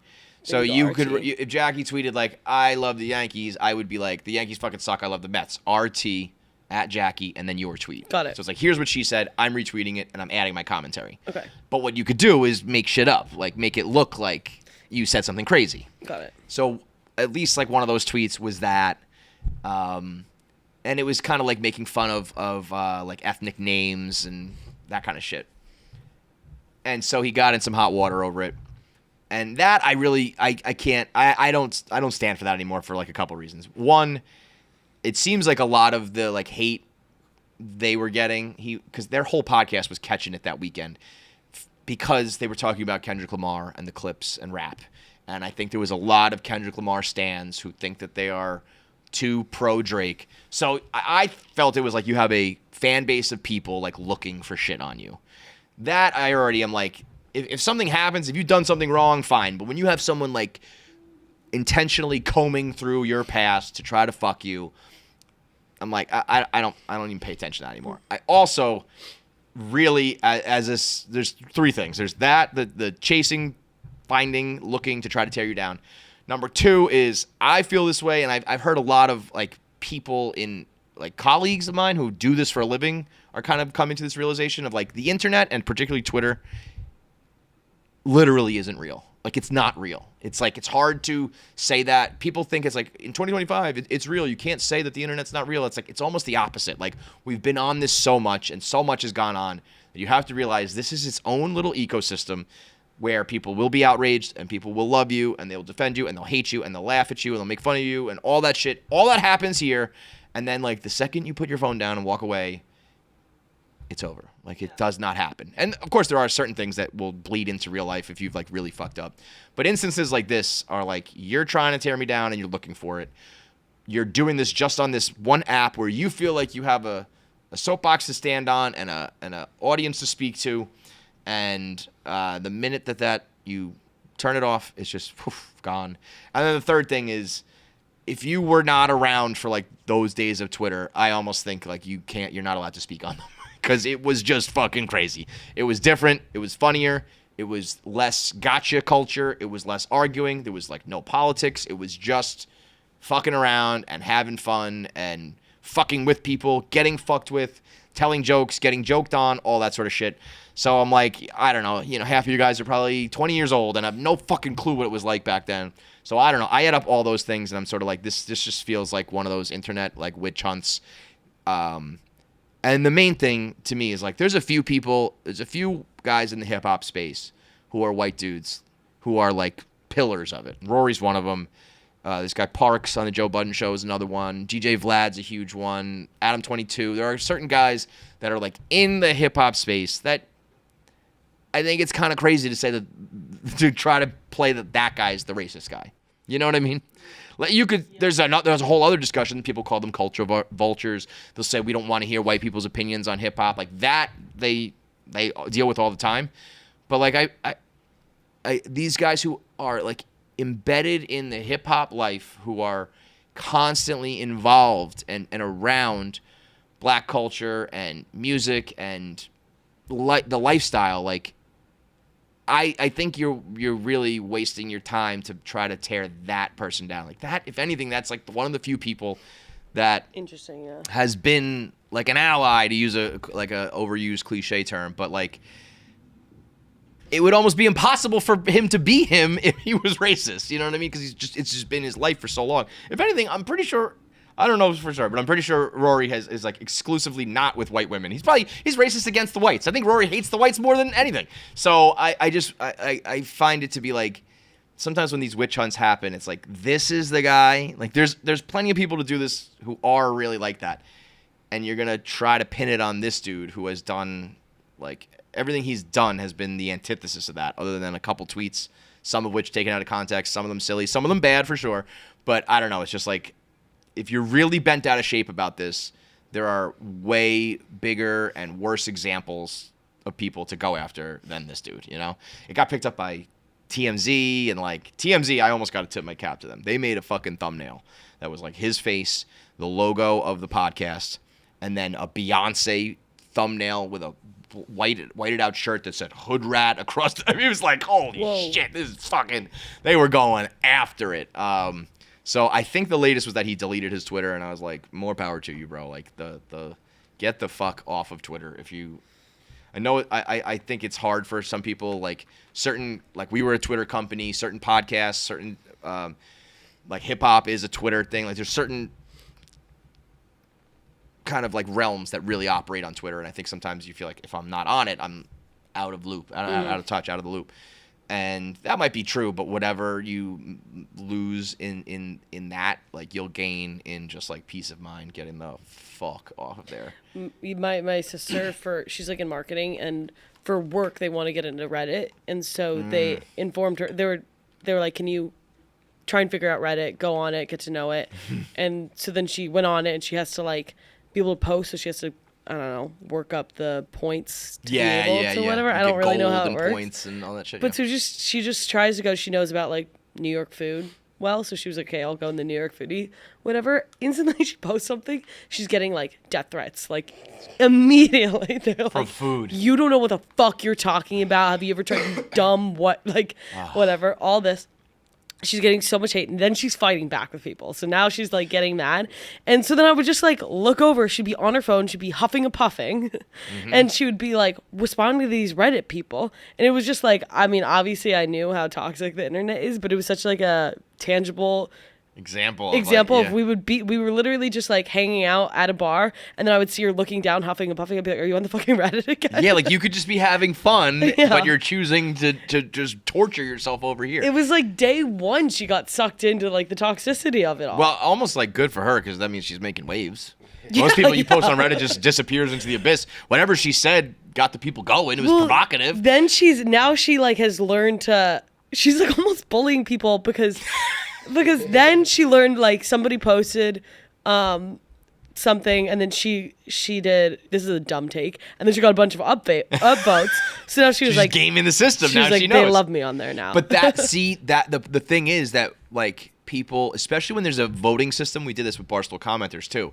It's like the easiest thing to do to get your upvotes was like whatever the cliche of the moment is, you know, like this person sucks, I'm gonna get all my upvotes, so they just say that whether they believe it or not, you know. And then it becomes everyone does believe it because the top comments are always that, and it's like, oh wow, this is how rumors start or reputations get ruined or whatever, because it's just this game of like whatever gets the most attention. Reddit's another one where it's like there are parts of Reddit that are like amazing, like you can find these quirky weird things and old things that from the past you forgot, and just like, wow, what a great story. And then it's also like, these are the worst people on the planet Earth, and they will try to tear you down. Same thing with Twitter. Twitter like is the best thing for news and jokes and trends and memes, but then it's also like they'll try to ruin you.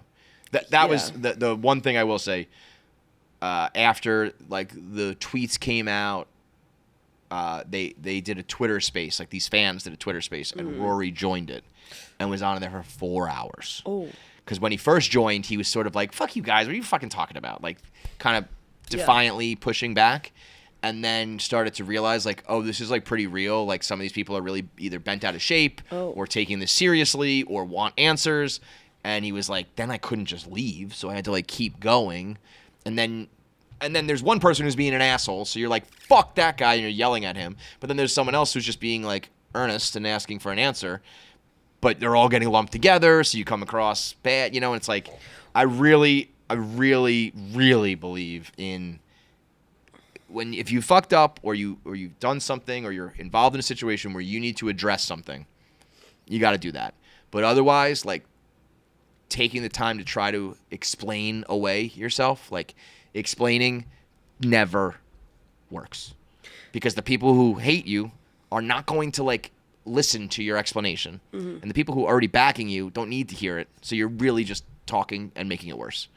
Unless there's, like, a direct, like, I'm accused of this crime, like, here's my alibi, I didn't do it, like, you got to explain yourself. Like, but if it's just right. But if it's just a like, my feelings versus your feelings and my opinions and views versus yours, and we're just going to argue, and they have no skin in the game. They're anonymous. They're not famous. They don't have a career on that. They can say and do whatever they want, and you are now in, like, you're just bringing yourself down to their level, and it's just never going to work well. Wait, if you don't mind me asking, was it a case of he was saying this was years ago, I've learned a lot since then, etc.? It was a little bit of both. So, like, one of the RTs was like, that was just totally made up. I was like, fucking with that person.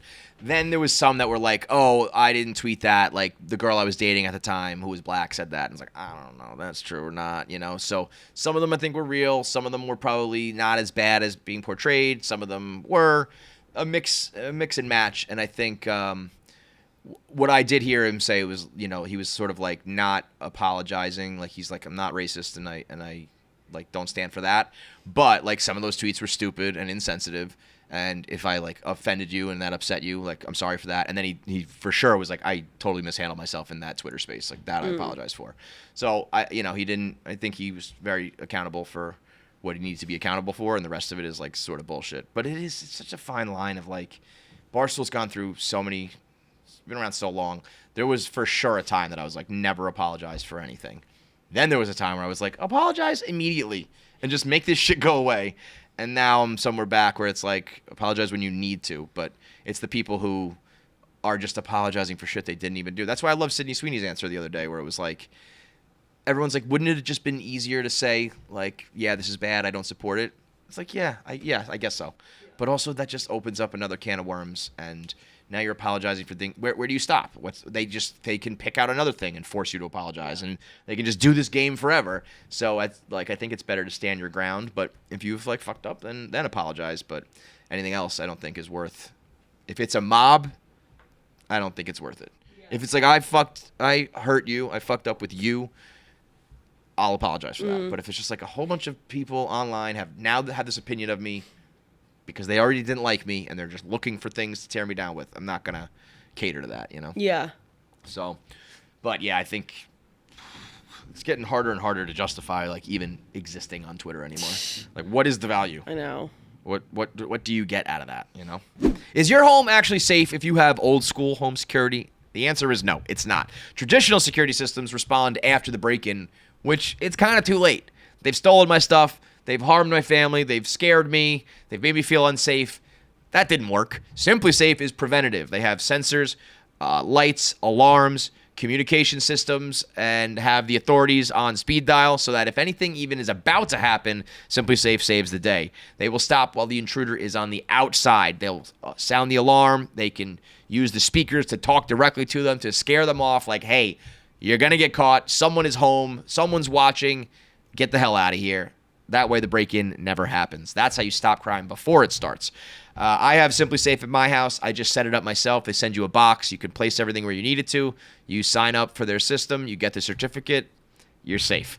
Simplisafe right now has their biggest sale of the year, 60% off, when you go to simplisafe.com/KFC Radio. That's SIMPLI safe.com/KFC Radio. Get 60% off your entire system with the sounds, the sirens, the alarms, the spotlights, all the triggers at simplisafe.com/KFC Radio. There's no safe like Simplisafe. Jackpocket is America's #1 lottery app. Jackpocket. It is the only app that has the state-sponsored lottery games right on your phone. Somebody won Powerball the other day. We had dueling multiple 100 millions. We had like 900 million in Mega Millions and 500 million in Powerball. Somebody won. It wasn't me. The dream, it continues. Another day of trying to win Powerball or Mega Millions. Let's see what we got here. Right now, Powerball is 570 and Mega Millions restarts at just 50 million bucks. But I'm going to go for the Mega Millions because I feel like that's kind of when you maybe I'll win when it's low. So I'm going to go $5. I swipe to add. Boom. Done. All you got to do, click the button, swipe it, and you're good to go. Powerball, Mega Millions, win 5, pick 4, cash for life, $1,000 a week for life, all those games. Certain states you can do scratch-offs, all in your pocket on your phone, so you don't have to go out and buy your tickets anymore. 73 people have become millionaires using Jackpocket. You could be number 74, and $1 billion in prizes have been paid out. Let's make it $2 billion. Go to download Jackpocket today. New customers get $5 in free lottery credits when you opt in and use promo code KFC2. That's Jackpocket. Opt in. Promo code KFC2. Get $5 in lottery credits if you're a new user that you can spread around however you want. Get a free ticket to win one of these monster jackpockets. You could be a millionaire for nothing. That's Jackpocket. Promo code KFC2 for $5 in free lottery credits.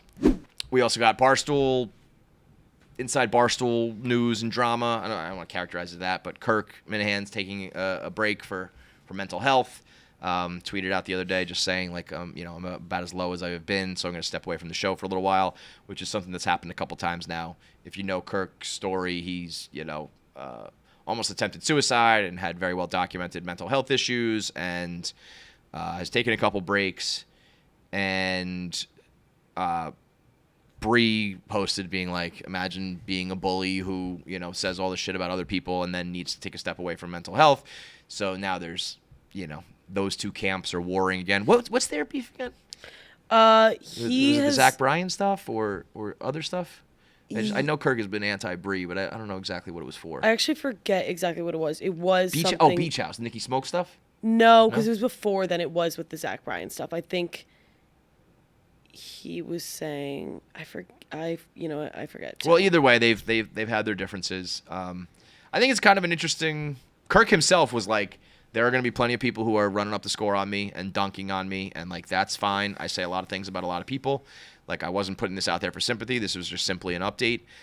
I mean, I can't say that, like, Kirk and his fans are going to, like Brianna by any means. I know his fans are probably going bonkers on her. I think Kirk himself would probably be like, that's fair. I don't think he likes it. Would prefer people not to, but those same people would prefer Kirk to not be all up in their business. So I think he himself would probably be like, fair game. I don't think the Minifans will think of it that way. They always rally to, defend their leader. So I think you can look at that a bunch of different ways. Like, I don't think I would say anything negative. Just for your own, like, reputation and PR and career. Like, I think it's just always better to take the high road in those moments. Yeah. I've also never really been in, like, the crosshairs with Kirk. We've had, like, our spats here and there, but, like, if there was a time where Kirk was, like, going after me and my family and, like, to the point that, like, some of these people get, like, in battles with him, and then you have a chance to, like, run up the score on him, I can't say for sure I wouldn't. I don't know. I don't think I would, but not out of, like, respect for that person. If there was someone who was, like, killing me over the years, and then they have this moment, I think I would say, I'm not going to say anything because that just makes me look bad. Yeah. I wouldn't be like, no, he deserves grace right now. We need to help him. I'd be like, I don't know, that guy's been terrible to me, like, fuck him, but, like, I'm not going to make myself, I'm going to take the high road. I'm not going to, like, stoop. I would view it as, like, I'm not stooping to their level. I took it as she's probably aware, and she probably was like, I'm not, like, it is hypocritical, but she probably was like, I'm not trying to not be hypocritical. Yeah. If I had to guess, like, well, it's also, the mental health stuff's weird, because, like, there's definitely been moments where she's like, be a good person and mental health matters, and then you're like, fucking stabbing this guy. Yeah. That's what I mean. It's almost like, it's not about the enemy of yours, like, and whether it's just more like, you could dunk on him right now, but is that a good idea for, like, your brand and for what you say and all that sort of stuff, you know? it's just, I think in those instances it's easier to just be like, say nothing at all or question about it. Just be like, oh, that sucks. Like, or one of those like, I hope his family's doing well. Like, I hope, for his family's sake, they get through this, or something where it's like, I still fucking hate that guy, but gonna kind of take the high road. Yeah. But also, I very much believe in like, this is the fucking internet. It's not like a nice place. It's not a place for mental health. It's and I think not a place for goodness and all that shit. It's ugly out here. So, and if you want to get if someone's been ugly to you and you want to get ugly back, like, that's how it goes. I think that people also follow Brie because she's an influencer that's not so like sanitized, like everything's all perfect. And yeah, PR crafted and all that. And like she's unfiltered. Yeah. I guess. So that is kind of her brand. Yeah. Already. So, whatever you're feeling in that moment, like. But then it's also like mental health is.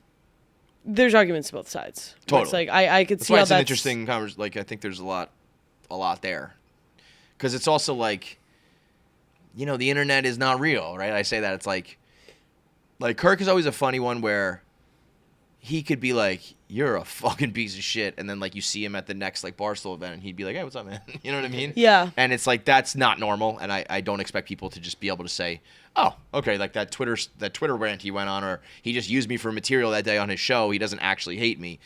I get that it's very real, those feelings, especially when a mob goes after you or whatever, but there is an element of I think with him of just like, I'm here to entertain and talk about provocative topics, and like you were one of them that day, but like I really, beyond that, no big deal. Yeah. I think other people are like, it doesn't just stop there. It goes beyond that. This like affected me and my life and my family, and so now like fuck you back.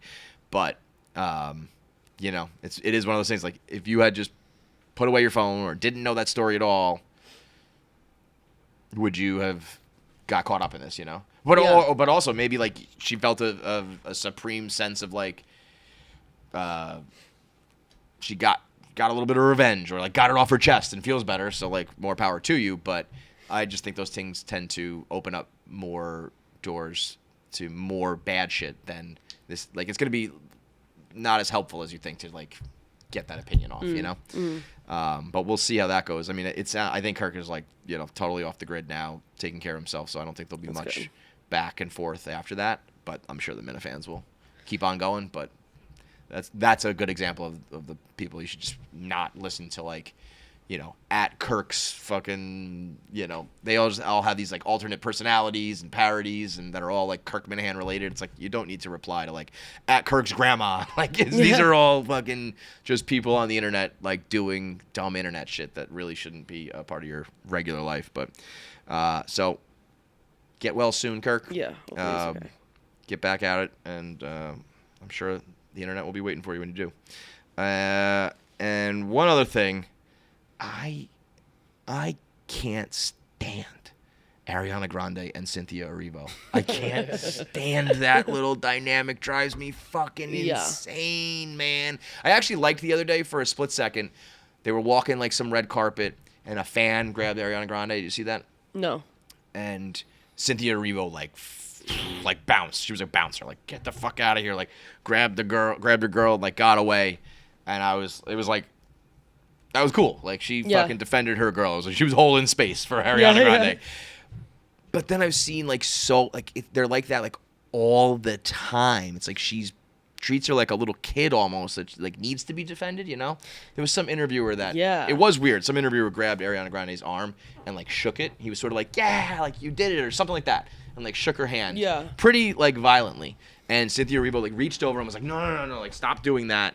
And then like grabbed Ariana Grande's arm and like petted it and like went like that and like kissed it, like, is your arm okay? And I was just like, what is going on with you two? Why are you constantly touching and talking and crying and hugging? Like, it's just fucking weird, man.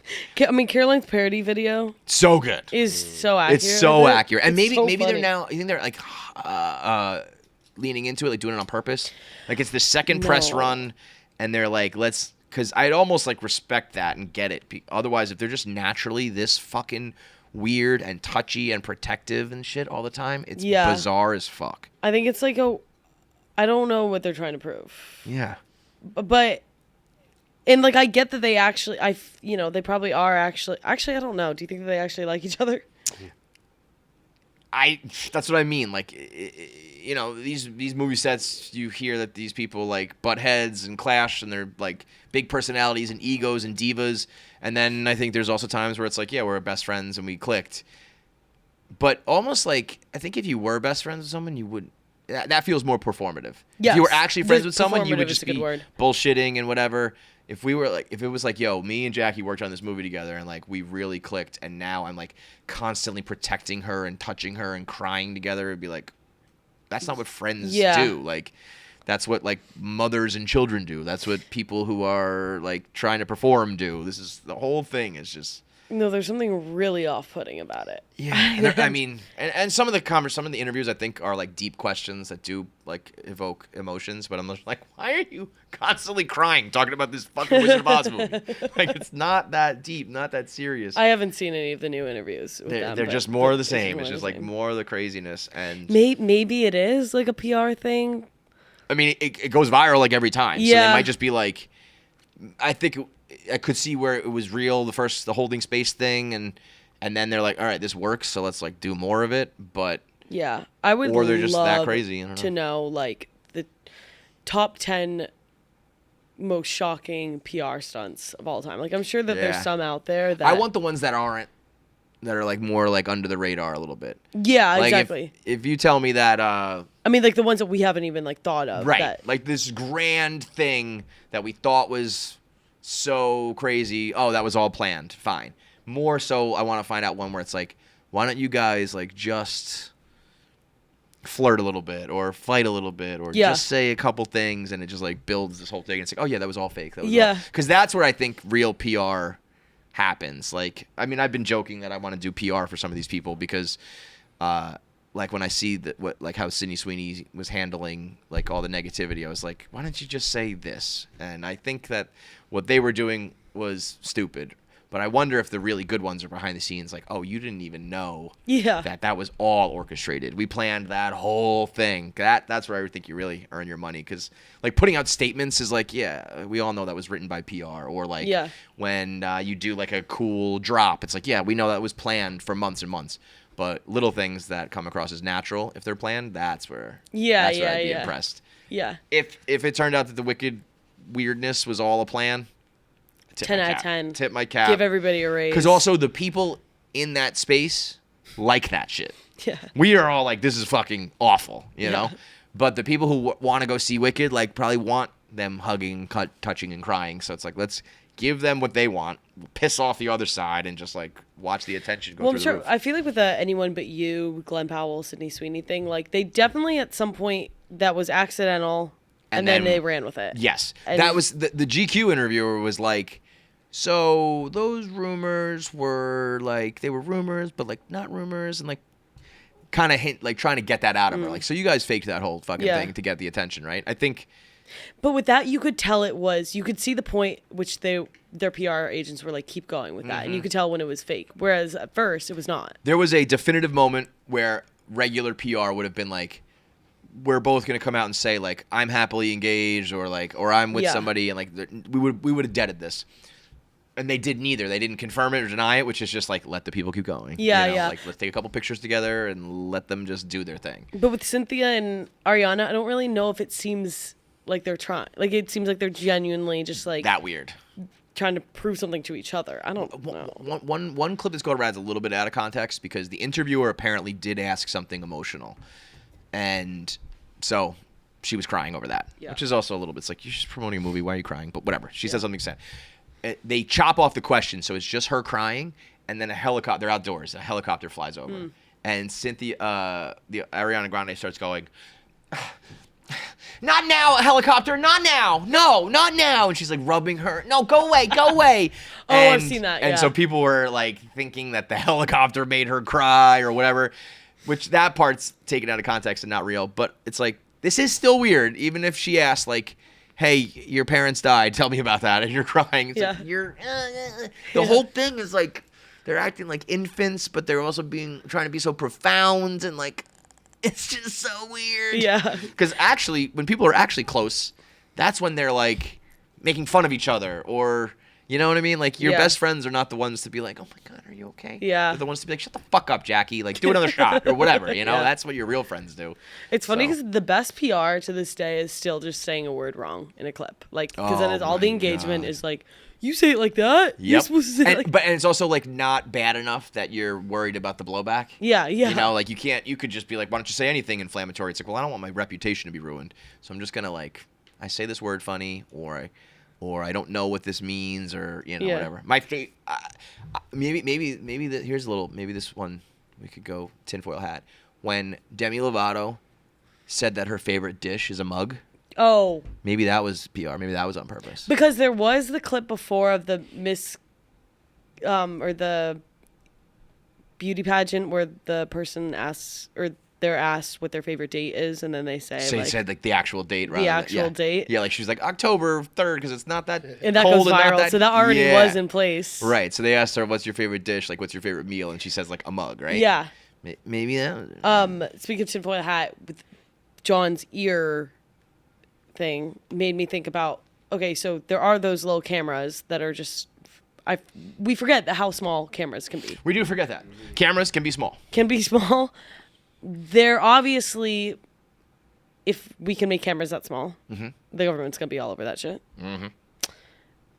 Where are they? Where are these small, little cameras? Probably everywhere. Everywhere. Probably watching right now. And one time I remember, like, there was at USC, there was this weird summer where there was all these bugs, giant flying bugs, and Drones. They were drones. it was just one summer.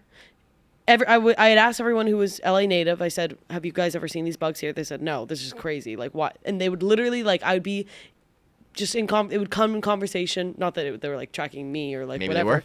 but like it was all the time. They were everywhere. This one summer, never saw them again. Never heard of them again. Never heard of them before. That sounds like a bunch of bugs who Sounds are like a actually bunch of cameras. bugs. And I don't want to be like a birds aren't real. Yeah, maybe bugs aren't real. Bugs aren't real. Maybe birds aren't real was they put that out there to cover up that bugs aren't real. From the it's bugs, like yeah. in the 90s when guys were doing steroids in baseball. Yeah. Mark McGwire took like this creatine powder. Yeah. And put that front and center in his locker. Oh. Because that was legal. It was kind of frowned upon, but legal. So it was almost like, look at this. Yeah. This substance I'm doing, that's allowed because you're not even talking about the one I'm not doing. So let's admit, let's bring up this birds aren't real thing because actually what's not real is bugs. But and this is my theory about like magicians and like Oz the Mentalist. Like, what's a better? Gonna be here tomorrow. Yeah, I know. I said we should just lock him in a closet and be like, if you're so magic, get out. Get out. Just a dark closet you can't move. All right, magic man, get out. And I bet he Prove would. it. Because I think that, seriously, if I was a magician, I would say, I have all these talents. I'm obviously going to try and make money off of this. What better place to hide than plain sight? Because when you're a magician, everyone says, all right, like, tell me your secrets. What's your trick? Right. And you say, I'm a magician. I can't reveal my tricks. But wait. If you really were magic, isn't the move to not say you're a magician and just No, secretly it is to say that you're a magician because everyone's like, wow, he's really good.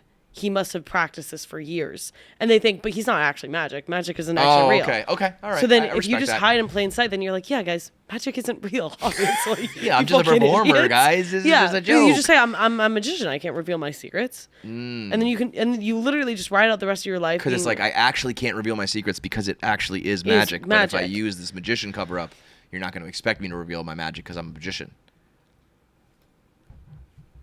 And if there were magicians, like, we wouldn't know about them because it would just erase our memories. And then there'd be, I don't What want if to like every day you're waking up and like it's just some magician like planting in your memories and all that sort of One shit? time I remember, well, it's going to make me sound fucking crazy. No. But I Well, remember, then don't do it. No one thinks that yet. I know. Listen, whatever. Everyone already thinks I'm crazy. I remember being on a soccer field, Okay. and I remember kind of being like, oh, I just feel like I was talking to somebody. And I had like this vision of talking to a guy in a window, like as if it was Like, were you like playing a window, like building? as if it you was like a food truck, and he was talking to me. Okay. And I remember I remember the remnants being like, whoa, I feel like I just had a really intense conversation with a man in a window. And I couldn't shake the feeling. And then I just think about, and like nothing ever came out of it, obviously. I don't actually think that I did, but I remember being like, it's kind of weird that I have a really strong, such a specific hunch to have. Did you ever like encounter that again? No. And like, again, like I get how it sounds, but at the time I was really convinced I just talked to a man in the window. How old are you? Probably like 12. I mean, kids are always weird. That's why kids are always in horror movies, because it's like... They have the thin veil. What's that? The thin veil. What's that? It's like the veil to the other side. Well, yeah, but it's also like they are young and dumb enough and like whimsical enough that it's like, oh, that could just be your imagination. But it's also like you're young enough to not even like know that would be dangerous if it was actually happening. And so for you're just anybody like, oh, that's my friend. You know, it's like the perfect storm of like, is this real? Is this not? Nobody's gonna believe you because you're like, you're a little kid. Well, that's what then I just made a TikTok about this. I mean, this is just gonna, and you know what? I might be like slightly crazy, whatever. But I just made a TikTok about this because this weekend I took chocolate mushrooms, whatever. Ooh. And I like haven't done it in like years, but I've never had a bad experience. But I'm just like not a druggie. I like never do drugs. I don't react well to drugs. Whatever. I take these mushrooms. It hits me weird. I instantly realize I've done too much. So I send myself home. I'm at a bar. I send myself home. I go home and my hallway, they took out all the wallpaper, so it looks super creepy. Like it looks like something like The Shining or something. You know, the like back rooms. The back rooms. Have you ever heard of the phenomenon of the back rooms? Yeah, it's like. What's that?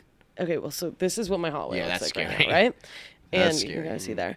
And the phenomenon of the back rooms is there's a bunch of people who have all had dreams where they find themselves in these rooms that essentially looks like an abandoned office space. And they all describe the same thing. And it's like, basically there's nothing to these rooms. It's empty. And when you're there, you essentially know that you're in some sort of limbo. And and everyone describes these same back rooms, and they've all called them the back rooms. I think it's like a Reddit phenomenon, whatever. So then I'm in my hallway and I'm on mushrooms. So I'm kind of like, it's already freaking me out. The lights are flickering and I'm trying to get into my apartment, and then but I'm not able to turn away from this hallway, and I'm kind of staring down the barrel of the hallway, and I cannot bring myself to get into my building, whatever.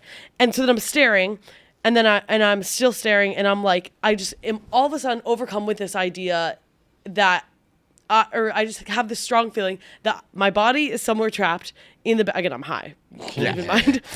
You're trapped in your body. My body is trapped in the back rooms in some timeline, and I'm not able to get out. And like me staring at this hallway is just reminding me of that, and like reminding me that somewhere my body is trapped in these back rooms. I'm not able to get out.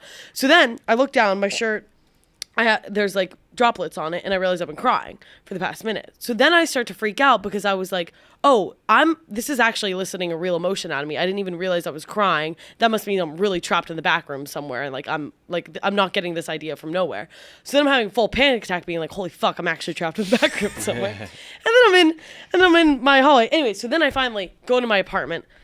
I'm like overwhelmed with gratitude that I'm like, oh, thank God I'm in this timeline where I'm not like trapped in the back rooms. But then I was like, it sucks that in some timeline, like some version of Jackie is. Anyways, I was really freaked out for like. So you're thinking like Jackie 2 is trapped while Jackie 1 is good, and there might be Jackie 5 million who's. Yeah, and like I called Danny, and then like I was like talking to him, and I was so grateful that I was like, I have this cute little boyfriend and this cute little apartment. I was so grateful, and I was like, that sucks for the Jackie in the fucking background who doesn't have this cute little boyfriend. Fuck that bitch. Yeah, but the fact that you were crying enough that like it was dropping to your shirt. Like, I know, sobbing, and I didn't realize it was like. And it was weird that I couldn't feel. I don't know. I've never experienced that. Anyways, I'm never doing mushrooms again. It really fucked me up. But yeah, I forgot what I was talking about. Yeah, that talked to a man in a window. What if we're in the back rooms? Like back rooms. I think I'm just a little crazy. No, yeah, definitely. Definitely a little crazy. It's all right. We all are. Crazy.